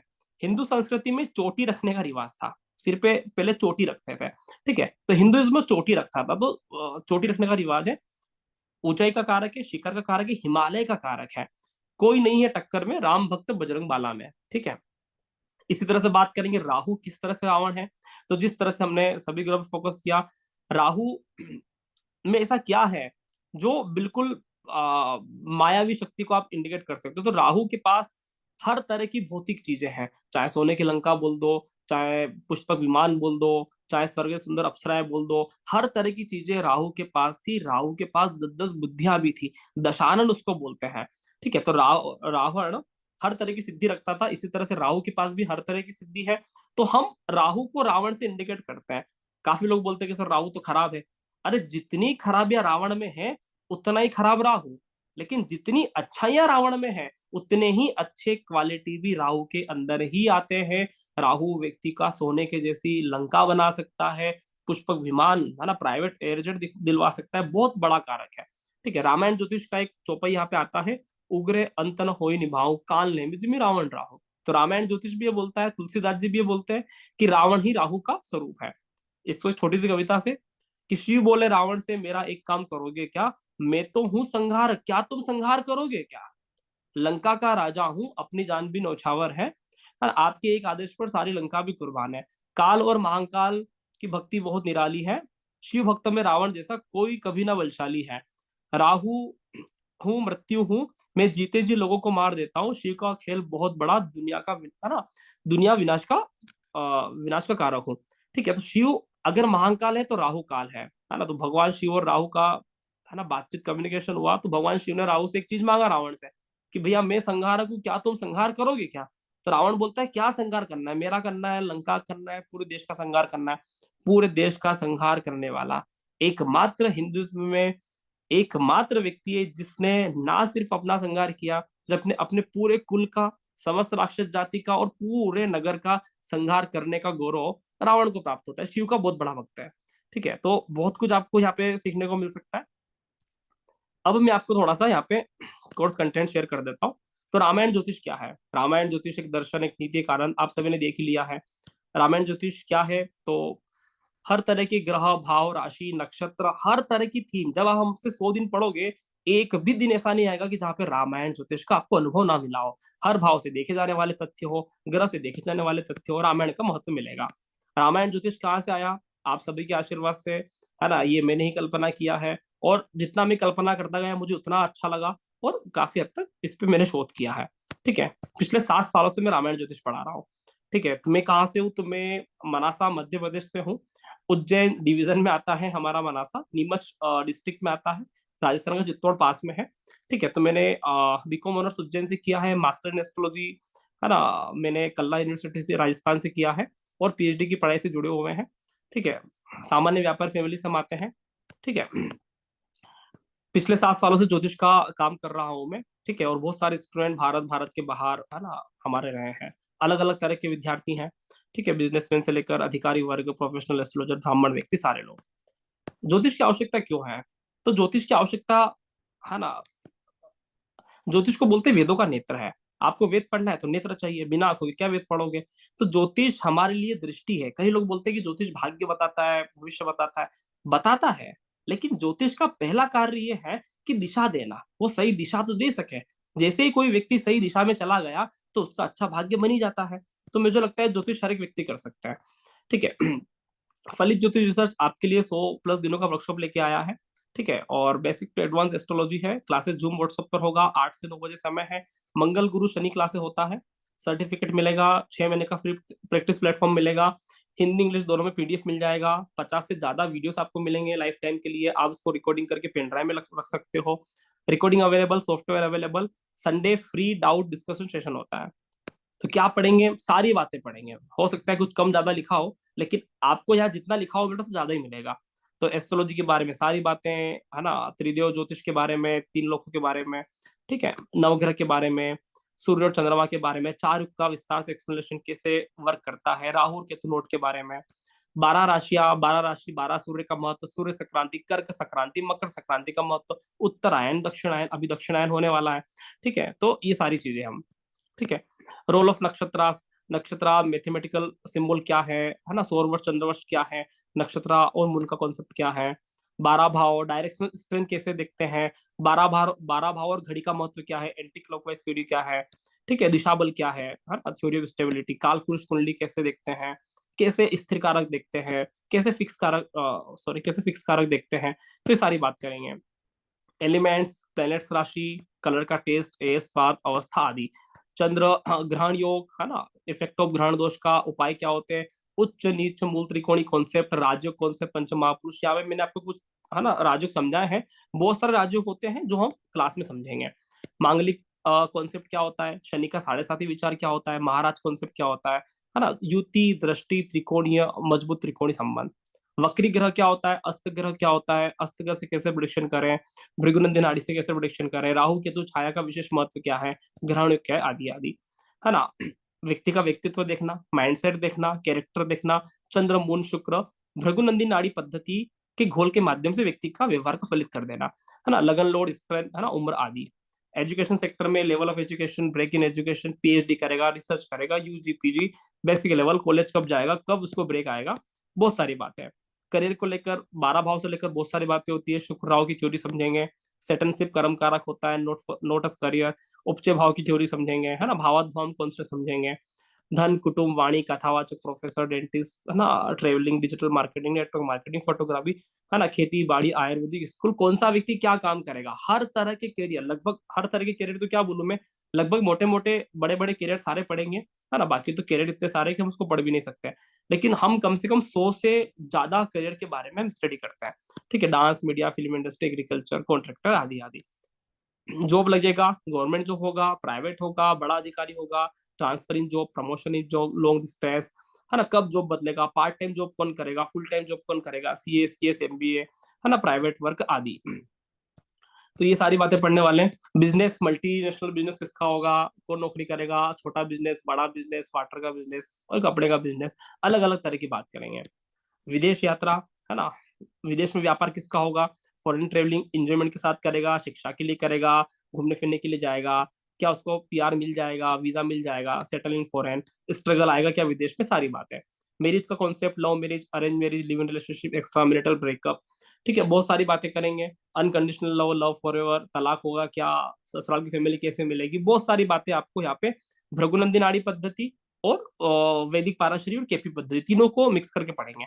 चाइल्ड बर्थ, संतान का जन्म, नॉर्मल डिलीवरी, टेस्ट बेबी, संतान से क्या सुख मिलेगा, आदि आदि, बहुत सारी बात करेंगे। क्या व्यक्ति संतान गोद लेगा, है ना। मेडिकल एस्ट्रोलॉजी, है ना, किस तरह का मेडिकल एस्ट्रोलॉजी में व्यक्ति का, है ना, बीमारी कौन सी होगा, डेंटिस्ट, है ना, व्यक्ति को हृदय में समस्या होगा, आंखों में होगा, कहाँ व्यक्ति को समस्या हो सकता है, मारक बाधक का उपाय समझेंगे, कौन सा उसको इलाज चलेगा, एलोपैथिक, होम्योपैथिक, है ना, आयुर्वेदिक, किस तरह का, सारी बात समझेंगे। शेयर मार्केट की बात समझेंगे, इंट्रा ट्रेडिंग कौन सा होगा, शॉर्ट टर्म, लॉन्ग टर्म, आदि बातें। Agree commodity, banking sector, gold silver future, Rahu special theory से काम होता है यहाँ पे, तो ये सारी बातें समझेंगे, ठीक है। रत्न रेमेडी समझेंगे, मंत्र रेमेडी समझेंगे, एस्ट्रो वास्तु रेमेडी समझेंगे। रामायण एस्ट्रो वास्तु अभी आपने नहीं पढ़ा है, हालांकि मैंने पढ़ाया है, लेकिन वो रामायण एस्ट्रो वास्तु नहीं है, तो रामायण एस्ट्रो वास्तु समझेंगे। शिव स्पेशल कॉन्सेप्ट, देवता, है ना, दान वगैरह क्या करना है, हीलिंग क्या करना है, लकी नंबर कौन सा है, लकी दिन कौन सा है, लकी डायरेक्शन कौन सा है, सारी बातें हम यहाँ पे करने वाले हैं। राहु पे मेरा हमेशा से विशेष शोध रहता है, तो Rahu very special theory, Rahu से बनने वाले दोष कौन से होते हैं, राजयोग कौन से होते हैं। राहु हमारे कुंडली का सबसे बड़ी बड़ी एनर्जी होता है, भौतिक जीवन का सबसे बड़ा कारक है, ठीक है। तो काल के बारे में समझेंगे, प्रारब्ध कर्म के बारे में समझेंगे, पूर्व जन्म के कर्म के बारे में समझेंगे, कौन से कर्म फंसे हुए वहां समझेंगे, उसके उपाय समझेंगे, ठीक है। इसके अलावा अब केपी कॉम्बिनेशन, भृगुनंदी नाड़ी कॉम्बिनेशन, केपी सूचक सिग्निफिकेटर, केपी कॉम्बिनेशन, एबीसीडी सूचक लेवल, टेनेंटेड ग्रह, अनटेनेंटेड ग्रह, है ना, केपी में ये होता है विशेष, है ना, तो ये सारी बातें सीखने वाले हैं। इसके अलावा गोचर, सूर्य चंद्र गुरु का स्पेशल गोचर, राहु का स्पेशल गोचर, शनि का स्पेशल गोचर, ठीक है, north north south north theory, pin point event, है ना, monthly, day wise, yearly prediction, वर्षफल कॉन्सेप्ट, गुरु का स्पेशल ट्रांजिट, और बहुत सारी बातें जो बीएनएन और केपी के मिक्स चलेगा। कोर्ट केस से छुटकारा कब, प्रॉपर्टी केस से छुटकारा कब, कब प्रॉपर्टी होगा, कब केस जीतेगा, है ना, art of living training, loan कर्ज कब चुकेगा, उधारी कब लौटेगी, बहुत सारी बातें। हो सकता है 19-20 रह गए और लिखने में, जितना लिखा उससे 2 बातें ज्यादा ही सीखने को मिलेगा, ठीक है। एडिशनल बेनिफिट क्या है, 6 महीने का विशेष प्रैक्टिस प्लेटफॉर्म है। 6 महीने बोलता हूँ, है ना, लेकिन होता ये लंबे समय तक है। अभी तक हमारे 7 साल पुराने स्टूडेंट हमारे रामायण ज्योतिष ग्रुप में है। फ्री कुंडली प्रैक्टिस प्लेटफॉर्म, कोई चार्जेस नहीं है। आप रामायण ज्योतिष में फ्री ऑफ कॉस्ट कुंडली प्रिडिक्शन कर सकते हो, करना भी पड़ेगा। ठीक है, तो एक ऐसा माहौल बनता है। सॉफ्टवेयर मिलेगा, है ना, कोई एक्स्ट्रा चार्ज नहीं है किसी भी तरह की चीजों का। पीडीएफ, सर्टिफिकेशन, नोट्स सारे आपको उसी के साथ मिलेंगे, कोई एक्स्ट्रा चार्ज नहीं है। ठीक है, इसका फीस क्या है? तो फीस इसका है 15,000 रुपए। ठीक है, 4 महीने का कोर्स है, लेकिन ऑफर में आपको ये सिर्फ 12,345 में दिया जाएगा। तो आप सभी 12,345 पे करके रामायण ज्योतिष की कोर्स को ज्वाइन कर सकते हो। ठीक है, 4 महीने का कोर्स है, आप सभी चाहें तो आधा पेमेंट भी कर सकते हैं। जो यह वेबिनार में है, मैं आर्टिकल डालूंगा 12,345 का ही, आपको 11,111 लिखा हुआ नहीं मिलेगा। ठीक है, तो जो यह वेबिनार में है, स्पेशल ऑफर उन लोगों के लिए है 11,111। आप सभी के लिए आज के लिए ही ये सारा आपको मिलेगा। तो आप 11,111 रुपए जमा करवा कर आप चाहे टोकन अमाउंट दे सकते हो। 4 महीने का कोर्स है। ज्योतिष हमारा कर्म भी है और हम इसको अजय सेवा के रूप में भी करते हैं। तो कर्म है, इसलिए जरूरी नहीं है कि आपको एक साथ भी पेमेंट डालना है। आप आधा भी डालोगे, आप बोलोगे सर हमारे पास ऐसा स्थिति नहीं है, हम मंथली पेमेंट करना चाहते हैं, आप दे सकते हो। ठीक है, तो जैसा आप देना चाहे वैसा दे सकते हो। 11,111 वन टाइम पेमेंट है ना। आप 50% भी करवाओगे तो भी आपका आज के लिए आपको बुक कर दिया जाएगा। ठीक है, तो फीस आपको ग्रुप में आर्टिकल 12,345 की मिलेंगे, है ना। और कल आप पेमेंट करोगे तो भी इसका रेट यही है। आप चाहे तो आज टोकन अमाउंट डलवा सकते हैं। ठीक है, कुछ यहाँ पे फोटोस हैं रामायण ज्योतिष के, जो हमारे सेशन चलते हैं, जिस तरह से हम टेस्ट लेते हैं, उसको एक्सरसाइज करते हैं, तो कैसे हम पढ़ाई करते हैं, ये सारी चीजें हैं। ये लोगों के फीडबैक हैं जो आपको फेसबुक पे भी मिल जाएंगे। ठीक है, किस तरह से लोगों ने हमारे क्लास को क्या कहा, तो ये बहुत सारे फीडबैक है, कितने फोटो डाले, है ना। हर सेशन के बाद फीडबैक होता है। ये सर्टिफिकेट है, ये हमारी कुछ वर्कशॉप है, ठीक है ना, जहाँ पर हम गए। ठीक है, ये सेमिनार्स हैं। और मैं राहुल महेश्वरी और मेरी सह पार्टनर मधुबाला चावला मैडम, हम दोनों का फलित ज्योतिष इंस्टीट्यूट है। आप जिन्हें चाहे हैं उन्हें कॉल कर सकते हो। मेरे नंबर भी यहाँ लिखे हुए हैं, मधु मैडम के नंबर भी यहाँ पे लिखे हुए हैं। आप चाहे हमको इन चारों नंबर में से किसी पे भी बात कर सकते हो, व्हाट्सअप कर सकते हो, पेमेंट करवा सकते हो। ठीक है, पेमेंट आपको यही करवाना है। जो मेरा नंबर है 7566722730, यहाँ पे दिख रहा है आपको।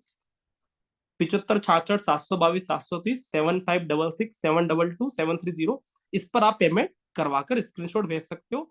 तो आपको ऑफर के साथ स्पेशल ऑफर में आपको जोड़ दिया जाएगा। ठीक है, तो आशा है आपको मैं रामायण ज्योतिष समझ में आया होगा, क्लास अच्छा लगा होगा। और ठीक है, तो कोई प्रश्न है तो आप हैंड राइज कर सकते हो, तो मैं आप सभी के प्रश्न ले सकता हूँ। ठीक है, मनोज गोयल सर, बताइए सर। जी सर, नमस्कार। नमस्कार सर, नमस्कार। सर इसके साथ एक रिक्वेस्ट और है, एक और चीज इसमें ऐड कर दें सर। हाँ, सर न्यूमरोलॉजी। न्यूमरोलॉजी तो अलग ही सब्जेक्ट है भैया, मैं इसमें वास्तु ऐड कर रहा हूँ, एस्ट्रो वास्तु। ठीक है, और ज्योतिष इतना बड़ा कोर्स है कि जी सर जी। 100 दिनों में वैदिक केपी नाड़ी हो जाएगा, ये पूछे पहले तो कि सर हो जाएगा ना। हाँ तो इसमें कुछ भी और कोर्स फंसाने की आवश्यकता नहीं है। ज्योतिष पूरा करूंगा, वैदिक नाड़ी केपी आपको प्रिडिक्शन पूरा मिलेगा। इसके अलावा आपको एस्ट्रो वास्तु, देखो मेरे को वास्तु से बड़ा लगाव है। इसलिए लगाव है कि वास्तु में रेमेडीज है। अभी आज को भी आपको वास्तु का लेकर मेरा कोई कमिटमेंट नहीं था, लेकिन मुझे ऐसा फील आता है कि यार हो सकता है कि यहाँ से 10 लोग, 20 लोग, 30 लोग ज्वाइन करेंगे, लेकिन जो मेंबर्स आए हैं उनके टाइम का सर, सदुपयोग वास्तु का होना पूरा होगा चाहिए। सर? ठीक है, तो सर एस्ट्रो वास्तु वास्तु पूरा हम होगा? सीखेंगे यहाँ पे। हाँ नहीं सर, वास्तु भी होगा सर साथ में ना? हाँ, एस्ट्रो वास्तु सीखेंगे ना, आपको वास्तु नहीं के नहीं, सारे वास्तु रेमेडी वास्तु सिखाऊंगा मैं। ठीक है, वास्तु सर। वास्तु के रेमेडी सिखाऊंगा सर। 1 या 2 सेशन वास्तु वास्तु पर पूरा नहीं। होंगे, आज भी सिखाया हूँ, कुछ कुछ क्लास में एक्स्ट्रा सिखाऊंगा। ठीक है, अच्छा हाँ। सर, यदि एक बार कर लिया हमने, दोबारा हम करना चाहें सर रिपीट, तो उसका चार्ज होगा सर देखो एक्स्ट्रा? रिपीट में आप मेरे, है ना, शिष्य बन जाओगे, और गुरु और शिष्य हाँ का व्यवहार, है ना, दिल से होता है। ठीक है, जी जी जी तो जी जी। आप हमारे शिष्य हो। ठीक है, और मेरे बहुत सारे स्टूडेंट, आपको मैं बता दूं, मेरे हर बार क्लास में 40-50 स्टूडेंट रिपीट आते हैं। और कोई बहुत बड़ा फीस नहीं मांगा जाता, 2100 3100 जो उनको समझ में आता है वो खुद ही पे करके ज्वाइन हो जाते हैं। तो कोई बहुत बड़ा अच्छा इशू अच्छा, नहीं है, जो आपकी श्रद्धा हो। ठीक सर। ठीक है, अच्छा ठीक हो सर, जाएगा। मैं जुड़ा हुआ तो आपसे जो है काफी समय से हूँ, अच्छा, लेकिन वेबिनार अटेंड नहीं कर पाया था मैं। ओके ठीक है, कुछ कारण रहे।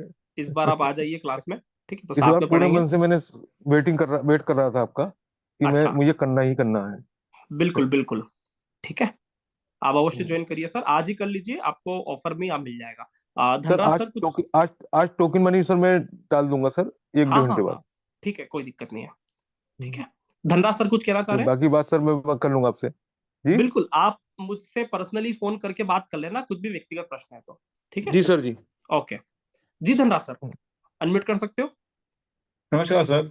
नमस्कार सर, बहुत अच्छा जानकारी दिया आपने।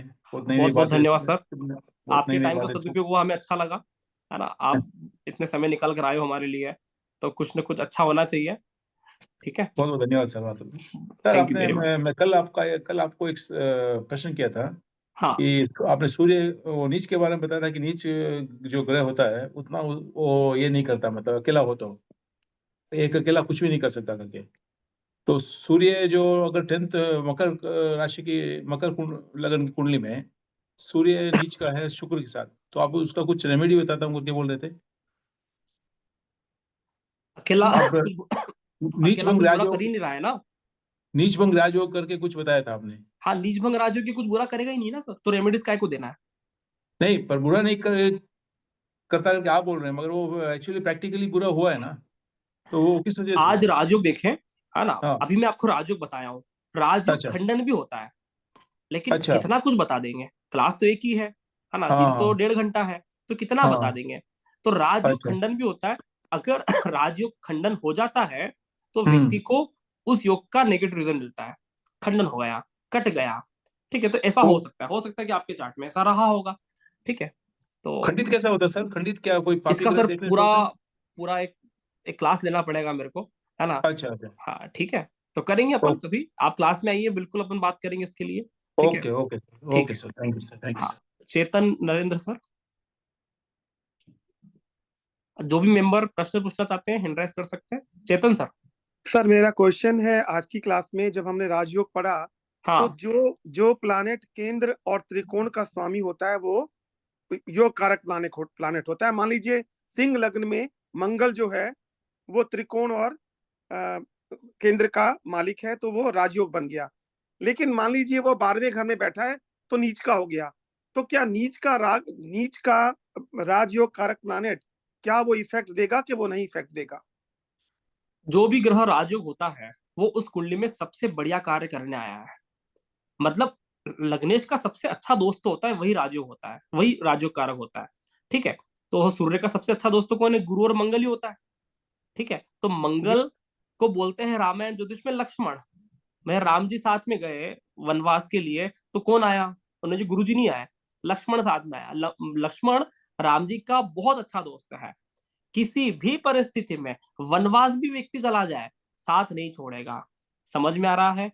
अगर नीच का भी मंगल है, वो लग्नेश का बिल्कुल बुरा नहीं करना चाहेगा, वो अपना एक बात अपनी कमी कुछ कर देगा, ठीक है, अपने रिजल्ट में कमी कर देगा, लेकिन लग्नेश का रिजल्ट कभी भी कमजोर नहीं करने वाला, इस बात का ध्यान रखें। हो थैंक यू सकता सर। है ना, ठीक है, तो इस बात का ध्यान रखें, मंगल कहां पर भी जाएगा अच्छा करेगा, मजबूत हो जाएगा तो बहुत बढ़िया है, कमजोर भी हो जाएगा तो अपना बुरा करेगा, लग्नेश का कभी नहीं करेगा। तो लक्ष्मण के साथ यही था ना, मूर्छित हो गए लक्ष्मण राम जी के लिए, राम को मूर्छा आई नहीं, लक्ष्मण जिंदा है, राम को कुछ नहीं हो सकता, राम जिंदे लक्ष्मण को हो गया, तो राम टेंशन में आ गया, हनुमान जी को बुलाना पड़ा, बोले इधर आओ, कहानी गड़बड़ हो गई है, समझ में आ रहा है। तो ये योग कारक ग्रह वैसे काम करते हैं, ठीक है, अधिमित्र बोलते हैं इसको पाराशरी में, ठीक है। बिल्कुल clear sir, thank you so much, okay thank you. Okay, हाँ नरेश सर, आप वीडियो भी ऑन कर लेंगे तो बढ़िया लगेगा, ठीक है, नरेश जी, प्रशांत चिराने सर, हाँ नरेश सर। नमस्कार जी। नमस्कार सर। सर मेरा सवाल था सर, हाँ मैं हिंदी में बात से अच्छा है मराठी। मैं महाराष्ट्र सोलापुर से हूँ। अच्छा, तो मेरे कुंडली में एस्ट्रोलॉजर बनने की ग्रह स्थिति है क्या, ये देखना ये तो चाहता हूँ मैंने सबसे सर। पहले बताया, मैंने डेमो प्रेजेंटेशन दिया तो मैंने सबसे पहले ये बताया कि ज्योतिष कौन सीख सकता है, तो ज्योतिष एक भाषा का नाम है, ठीक है, ज्योतिष एक लैंग्वेज है, हिंदी सीखने का कोई योग नहीं, अंग्रेजी सीखने का कोई योग नहीं, गाड़ी चलाने का कोई योग नहीं, सांस लेने का कोई योग नहीं। आप जिस तरह के माहौल में रहते हो तो उस तरह की चीजें एक्टिवेट हो जाती है। ज्योतिष हिंदू संस्कृति का बहुत बड़ा रोल प्ले करता है। भारत में वास्को डी गामा 1491 में भारत आया था। उसके पहले भारत में हर व्यक्ति ज्योतिषी था, क्या आप जानते हो? हर व्यक्ति ज्योतिष के साथ जीता था। फिर वास्को डी गामा आया, फिर बहुत सारे डी गामा आए और भारत को हिला के चले गए। आज हो गए कम से कम 700 साल, 500-600 साल हो गए। ठीक है, तो 600 साल तक व्यक्ति लगातार गुलाम रहा, उसके बावजूद भी ज्योतिष इतना अव्वल है। तो अगर गुलाम नहीं होता तो भैया ज्योतिष कितना गहरा होता। ठीक है, आज भी शनि मंगल राहु के, तो आप सोचो ना कि आपके घर में है ना कोई 20 साल तक आपको गुलाम बना के रखे, तो आप अपना व्यक्तित्व तो भूल जाते हो कि आप कौन है। 600 सालों तक हिंदू धर्म गुलाम बना के रखा, उसके बावजूद भी ज्योतिष इतना चमक रहा है, तो ज्योतिष बहुत विराट हो सकता है। समझ में आ रहा है? सर और एक बात है, हाँ। अभी ये 4 महीने का सेशन रहेगा। हाँ, 4 महीने का कोर्स होगा। क्लास तो अपना 23 दिसंबर से चालू है। ठीक है, तो मेरा प्रश्न था सर, ये 4 महीने में पूरा कोर्स होगा क्या? क्योंकि ज्योतिष कोशिश तो कर सकते हैं, बहुत कोशिश तो बड़ा कर सकते हैं, विज्ञान है ना। मेरा चौथा जन्म चल रहा होगा, मेरे को लगता है पहले जन्म का नहीं है। ठीक है, तो कोशिश कर सकते हैं, है ना। इंजीनियरिंग पढ़ने गए थे तो 4 साल का बोला था, तो कोई व्यक्ति 2 साल के अंदर भी इंजीनियर बन जाता है। उसको लगता है कि मेरे को समझ में आ गया। कोई व्यक्ति 8 साल के बाद भी नहीं बन रहा। तो हमारा लेवल क्या है, हमारे उसको पढ़ने की रुचि कितनी प्रबल है। हाँ, मैं आपकी रुचि बढ़ाने के सारे कार्य करूंगा, इसलिए आपको धर्म से जोड़ता हूँ, रामायण ज्योतिष से जोड़ता हूँ, कविताओं से जोड़ता हूँ। कैसे याद नहीं होगा? मैं बैठा हूं ना, तो मैं हर तरह की क्रिएटिविटी करता हूँ। आपने 2 दिन का डेमो देखा होगा, तो आपको बोर नहीं हुए होंगे। नया आदमी भी लग रहा होगा कि ज्योतिष कर सकते हैं, तो मैं आपको बोर वाला फील नहीं लाने दूंगा। मैं काव्य लिखता हूँ, मेरे को रुचि है कविता लिखने में, और मैं ऐसी ऐसी कविता लिखता हूँ जिससे व्यक्ति को ज्योतिष याद हो जाता है। ठीक है, तो आपका रुचि बनाने का काम मेरा, ठीक है, आपसे बात करने का काम मेरा, और आप 100% कर लोगे। मुझे ऐसा लगता है कि जहां पर इंटरेस्ट बन जाता है वहां पर चीजें सरल हो जाती है। लोगों को प्यार क्यों फटाफट होता है? रुझान होता है, प्यार फटाफट होता है। युवा लोगों को कितना जल्दी प्यार होते हैं, हाथ में जेब में लेकर चलते हैं वो। समझ में आ रहा है? तो जहां पर आपकी रुचि होगी वहां पर मजा आएगा। और मैं रामायण ज्योतिष इसलिए लेकर आया हूँ कि भाई ज्योतिष पढ़ाने का विषय नहीं है, जीवन जीने की कला है। हिंदू सनातन संस्कृति का स्थापना करना है कि नहीं करना है, पुनर्जीवित करना है कि नहीं करना है। तो ज्योतिष एक बहुत बड़ा आयाम है कि हमारे लोग हिंदुइज्म ज्योतिष को जाने, छोटा छोटा बच्चा भी ज्योतिष को जाने। बहुत खर्चा करते हैं हम लोग, इधर जाना उधर जाना। अरे भाई, हम हमारी संस्कृति को लेकर क्या दे पा रहे हैं, और कितना कुछ सीखने को मिलेगा। आपकी ज्योतिष आपकी हर जगह काम में आएगी। आज आपको 2 दिनों के सेशन में आप नोट्स बनाओगे, आपको पता चल जाएगा कितना काम में आएगा। ज्योतिष बहुत काम में आता है, आपके जीवन जीने की दिशा बदल देता है। ठीक है, तो बिल्कुल आप आइए सर, नरेश सर, साथ में चलेंगे। ठीक है, जो भी ज्वाइन करना चाहते हैं आप मुझे 7566722730 है ना, उस नंबर पर मैसेज कर सकते हो। जिस नंबर से मैंने व्हाट्सएप पर लिंक भेजा था, है ना, जूम का, उस नंबर पर मैसेज कर सकते हो, पेमेंट कर सकते हो। ठीक है, मैं आपको क्लास के बाद पर्सनल टच में बात कर लूंगा। ठीक है, प्रशांत सर, प्रशांत सर आप तो मेरे पुराने स्टूडेंट है शायद नाम से। नहीं सर, पहली बार जुड़ा हूँ। पहली बार जुड़े हो क्या? ओके, ठीक है। Good evening sir. नमस्कार सर। नमस्ते। और आपका सर सिखाने का तरीका बहुत बढ़िया है और हाँ जी बहुत ही सर। पसंद आया सर। सिखाने के तरीके लोगों को बहुत अच्छे लगते हैं, क्योंकि ज्योतिष तो और आनंद कुछ है। नया सीखने के लिए मिल रहा है, बिल्कुल वो मायने रखता है। बिल्कुल। तो मुझे ये पूछना था कि आपकी क्लास की टाइमिंग क्या रहेगी? टाइमिंग सर रहेगा शाम को 8 से 9। आप लोग ऑफिस से आराम से घर पे आ जाओगे, उसके बाद अपन क्लास चालू करेंगे, कोई दिक्कत नहीं है। ठीक है, और डेली क्लास रहेगी सर? नहीं, मंगल गुरु शनि रवि, सप्ताह में 4 दिन है। एक ओके दिन छोड़कर एक दिन लेंगे, अल्टरनेट डेज लेंगे। ठीक है, आपको भी होमवर्क का समय मिल जाएगा। ठीक है, ओके ठीक है। Okay sir. हाँ, मैं आपको टोकन अमाउंट भेजता हूँ सर। बिल्कुल सर, आप भेज दीजिए, है ना, मैं आपको ग्रुप में जोड़ दूंगा। ठीक है, ठीक, okay. Thank you sir. Rajendra sir, Rajendra Rajendra sir ji, आप अनम्यूट कर सकते हैं, आपको मेरा आवाज सुनाई दे रहा है? नमस्कार सर। नमस्कार सर, नमस्कार। मतलब आपके जो क्लास देखी ना, बड़ी ही अद्भुत थी, बड़ा आनंद आया। बिल्कुल, मुझे अच्छा लगा है, मैं आप क्या सभी है लोगों को अच्छा कि लगा तो। कोरोना के टाइम से ही ज्योतिष कर रहा था, तो हाँ, मतलब सीख रहा था, कर तो क्या रहे हैं सर। तो अब तक सीखा ना जितना भी, तो उससे ऐसा लगा कि अब छोड़ देना चाहिए मतलब ज्योतिष, क्योंकि आगे कुछ बढ़ नहीं पा रहे थे। देखो तो आपकी क्लास देखी तो थोड़ा रहा कि देखो ऐसा होता है बहुत कि कुछ सीखने को मिलेगा। बिल्कुल ज्योतिष में ऐसा होता है कि आमतौर पे जो आप पारंपरिक व्यक्तियों से पढ़ोगे ना, तो ज्योतिष की भाषाएं हमारी भाषा से आज के जमाने में कनेक्ट नहीं होती, है ना? तो हाँ, बड़ा ऊपर से बाउंसर जाता है, ऐसा लगता है कि भैया बाउंसर जा रहा है, कुछ पल्ले नहीं पड़ रहा, शब्दावली कठिन है। तो मुझे ऐसा लगता है कि मुझे मेरे जैसे लोगों को पढ़ाना है, ठीक है? तो मैं हमेशा से सोचता हूँ कि मैं बहुत बड़े व्यक्ति को नहीं पढ़ा रहा हूँ। मेरे को लगता है कि बहुत सामान्य व्यक्ति को ज्योतिष आना चाहिए, घर घर में एस्ट्रोलॉजी होना चाहिए। 5 साल का बच्चा, 10 साल का बच्चा, नया पीढ़ी का, उसको मैं समझा सकूं तब जाकर मैं ज्योतिषी हूँ। मेरे को प्रकांड विद्वान को नहीं समझाना। मैं 10 साल के बच्चे को समझा सकूं ज्योतिष होता है, वो बच्चा बोले कि हाँ मजा आया, तो मेरे को लगता है कि मेरा ज्योतिष सफल है। तो इसीलिए इस तरह की भाषा का यूज करता हूँ, इस तरह की प्रैक्टिकल कलात्मक चीजों का, रचनात्मक चीजों का प्रयोग करते हैं, तो सभी को समझ में आता है। और ज्योतिष देश काल माहौल के अकॉर्डिंग करना चाहिए, और हम बिल्कुल उसके अकॉर्डिंग चल रहे हैं। और रामायण ज्योतिष हमारा रिसर्च है। हमारा इसके साथ एक और थीम है, हम आर्ट ऑफ लिविंग, जीवन जीने की कला सिखाते हैं। जब आप हमारी पेड क्लास में आओगे तो आपको हर रोज एक बात मिलेगी कि ज्योतिष जीवन जीने की कला है। आप मेरा फेसबुक पे जाना, मेरा डीपी देखना, जीवन जीने की कला राम है ये लिखा हुआ है, ठीक है? तो ज्योतिष करता नहीं हूँ, ज्योतिष जीता हूँ, और इसलिए बहुत मजा आता है हमेशा से ज्योतिष करने में। इसीलिए इतने भगवान ने मौके दिए, ज्योतिष के ऊपर कविता भी लिख देते हैं।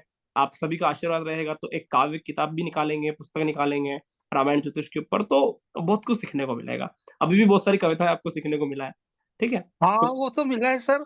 हाँ, लेकिन जो आपने पढ़ाया ना, तो वो तरीका बड़ा अलग ही अंदाज है उसका। बिल्कुल सर। तो क्या है आपको कि मैं कैसा लगता है कि ज्योतिष को रटने की और ऐसे वो वाली जगह नहीं है, मतलब नहीं नहीं, इसको प्रैक्टिकल ज्यादा से ज्यादा करना चाहिए। ज्योतिष जीवन जीने की कला है। हमने कभी सांस लेना नहीं सीखा, हमने कभी रोना नहीं सीखा, है ना? एक 1 साल का बच्चा हमारी कॉलोनी में था, तो मैं उससे एक दिन बात कर रहा था। मैंने कहा यार तेरे को सब चीजें हम सिखाते हैं, मेरे को एक बात बता, रोना किसने सिखाया? तो वो उस बात को लेकर हंस रहा है कि भैया तेरे को रोना किसने सिखाया, मेरे को तो ये बता कि कुछ भी नाटक होते तो रोने लग जाता है ना? कुछ भी तेरे को बेकार लग रोने लग जाता है। तो ज्योतिष बाय डिफॉल्ट हम सीख कर आते हैं, ऐसी ज्योतिष होना चाहिए। ऐसी नहीं होना चाहिए कोई हमको सिखा रहा है। बच्चे को रोना कोई नहीं सिखाता। अरे भैया बिल्कुल। ज्योतिष कोई सिखा सकता है क्या? भगवान शिव से होते हैं 12 ज्योतिर्लिंग, है ना? त्रिदेव ज्योतिष पे रिसर्च किया है मैंने। तो 12 ज्योतिर्लिंग ज्योतिष की शब्द से निकला हुआ है ना, ज्योतिष ज्योतिर्लिंग। 12 ज्योतिर्लिंग भगवान शिव के, और भगवान शिव हिंदू सनातन में प्रकट हुए हैं, बोलते हैं ना हाँ, भाई भगवान शिव का किसी ने जन्म नहीं दिया, अजन्मा है। तो जब भगवान शिव अजन्मा है, 12 ज्योतिर्लिंग अजन्मा है, तो भैया ज्योतिष का जन्म कैसे हो सकता है? ये अंदर से प्रकट होता है। हम्म आज हाँ, आज मैंने जो पढ़ाया वो आपकी आत्मा तक टच करना चाहिए, तो जाके ज्योतिष है। टच नहीं किया और पढ़ ली है, तो भैया कौन सा ज्योतिष है ना? हर सब्जेक्ट को पढ़ने के लिए आपको किताबों की आवश्यकता पड़ेगी, और ज्योतिष को पढ़ने के लिए स्वयं को समझने की कला है, ठीक है? जी। तो आप कर सकते हो। हाँ चंदन सर, आप इंस्टॉलमेंट पेमेंट कर सकते हो आज, मैं आपको उसमें कंसिडर कर लूंगा, ठीक है? अच्छा सर, मैं एक चीज पूछ रहा था आपसे, जैसे आप कह रहे हो ना मैं कविता वगैरह करता हूँ, तो हाँ। आपका मेरा मतलब जितना मैंने सीखा, तो आपका बुद्धि उसमें होगा पंचम भाव में, ऐसा मुझे लगता है। या तो तीसरे भाव में लिखने पढ़ने का होता है, उसमें नहीं तो पंचम भाव में बुद्ध होना चाहिए। बुद्ध आदित्य योग मतलब सूर्य के साथ में, ऐसा कुछ। मेरा फोर्थ फोर्थ हाउस में बुध उच्च का है ना? मिथुन लग्न है। सूर्य के साथ है। हाँ, ठीक है। तो उच्च का बुध है, फोर्थ हाउस के रिजल्ट आते हैं। फोर्थ हाउस बाय डिफॉल्ट कविता लिखने का है, काव्य हाँ, खंड तो का वो है। केपी वगैरह में 5वें स्थान पे जा रहा हो, ऐसा कुछ होगा मेरे हिसाब से। हाँ हाँ, बिल्कुल। केपी में अच्छी बदल बात। जाता होगा या भाव चले। ठीक है, लेकिन ओके। आपका अंदाज बहुत बढ़िया लगा, मैं बात करूंगा आपसे, है ना, फोन पे फिर, है ना। बिल्कुल बिल्कुल सर, आप सभी का स्वागत है। कोई भी प्रश्न पूछना चाहे तो आप हैंड राइज कर सकते हो, और मैं आशा करता हूँ कि आप सभी का समय का सदुपयोग हुआ होगा। भगवान राम ने चाहा तो हम आपस में अवश्य मिलेंगे, हम आपस में रामायण ज्योतिष नहीं, आपका अवश्य अलग ही पढ़ेंगे। कला है, आपका एक फार्मूला अलग है, अंदाज अलग है। तो जी इसका सर। पूरा दृष्टिकोण ही बदल गया। कल आपकी क्लास चेंज मतलब करी ना, तो पूरा चेंज ही हो गया, मानस ही चेंज हो गया। इस तरह से भी होती है। Thank you sir. ठीक है, तो आप सभी का स्वागत है। भगवान राम ने चाहा हम अवश्य मिलेंगे, है ना। और मुझे लगता है कि अगर जो भगवान राम ने चाह लिया है तो वो चीजें हो जाती है। मैं आशा करता हूँ कि आपको ये 2 दिनों का सफर बहुत यादगार रहा होगा। कभी भूले बिसरे हम कभी वेबिनार में मिल गए तो आप मुझे जान लोगे, है ना। आने वाले टाइम पे हम कनेक्ट रहेंगे। क्लास में आते हो आप सभी का तहे दिल से स्वागत है। नहीं भी आते हो तो बिल्कुल चिंता नहीं करने का, हम मिलते रहेंगे। क्लास के लिए इतना बोलूंगा, आपको ज्योतिष कभी किसी से सीखने की आवश्यकता नहीं पड़ेगी। इतना अद्भुत है कृष्णमूर्ति पद्धति, वैदिक पद्धति, भृगुनंदी नाड़ी पद्धति प्लस रामायण ज्योतिष। लोग आपको गुमराह करके छोड़ देंगे कि केपी पढ़ो, वैदिक पढ़ो, नाड़ी पढ़ो, लाल किताब पढ़ो, फलाना पढ़ो। कुछ नहीं होने वाला। सारी चीजें एक ही जगह मिल जाए तो आपको ये कोर्स अवश्य करना चाहिए। और ये कोर्स 5 साल का बच्चा, 10 साल का बच्चा भी है, जब आप मेरी क्लास आपके बच्चे को भी सुनाओगे तो वो बोलेगा कि बहुत बढ़िया लग रहा है। मेरे ऐसे अनुभव रहे हैं कि मैं मेरे स्टूडेंट से मिलने गया तो उनके बच्चों से पहले मिला, है ना। मुंबई गया, मेरे स्टूडेंट 60-65 साल के हैं, उनके बच्चे 25 साल के, वो पहले मेरे से मिले कि सर आपकी क्लास हमने सिखाया। ठीक है, तो ऐसा कनेक्शन हुआ था उनसे। तो क्लास बहुत अच्छा हो सकता है। आप एक व्यक्ति के इनरोलमेंट से आप घर में 4 जने सीख सकते हो, आपको बता दो। ठीक है, तो बहुत अद्भुत सेशन रहेगा, अद्भुत सफर में मिलेंगे। आशा है सभी को सेशन बहुत अच्छा लगा होगा। ठीक है, तो मिलते हैं क्लास में। और मेरे व्हाट्सअप नंबर है 7566 722 730 7566 722 730। यही नंबर पेटीएम है, यही नंबर गूगल पे है, यही नंबर फोन पे है। इसी नंबर पर आप मुझे बात कर सकते हैं। तो बहुत बहुत धन्यवाद, आपने समय दिया। नमस्कार, जय श्री राम।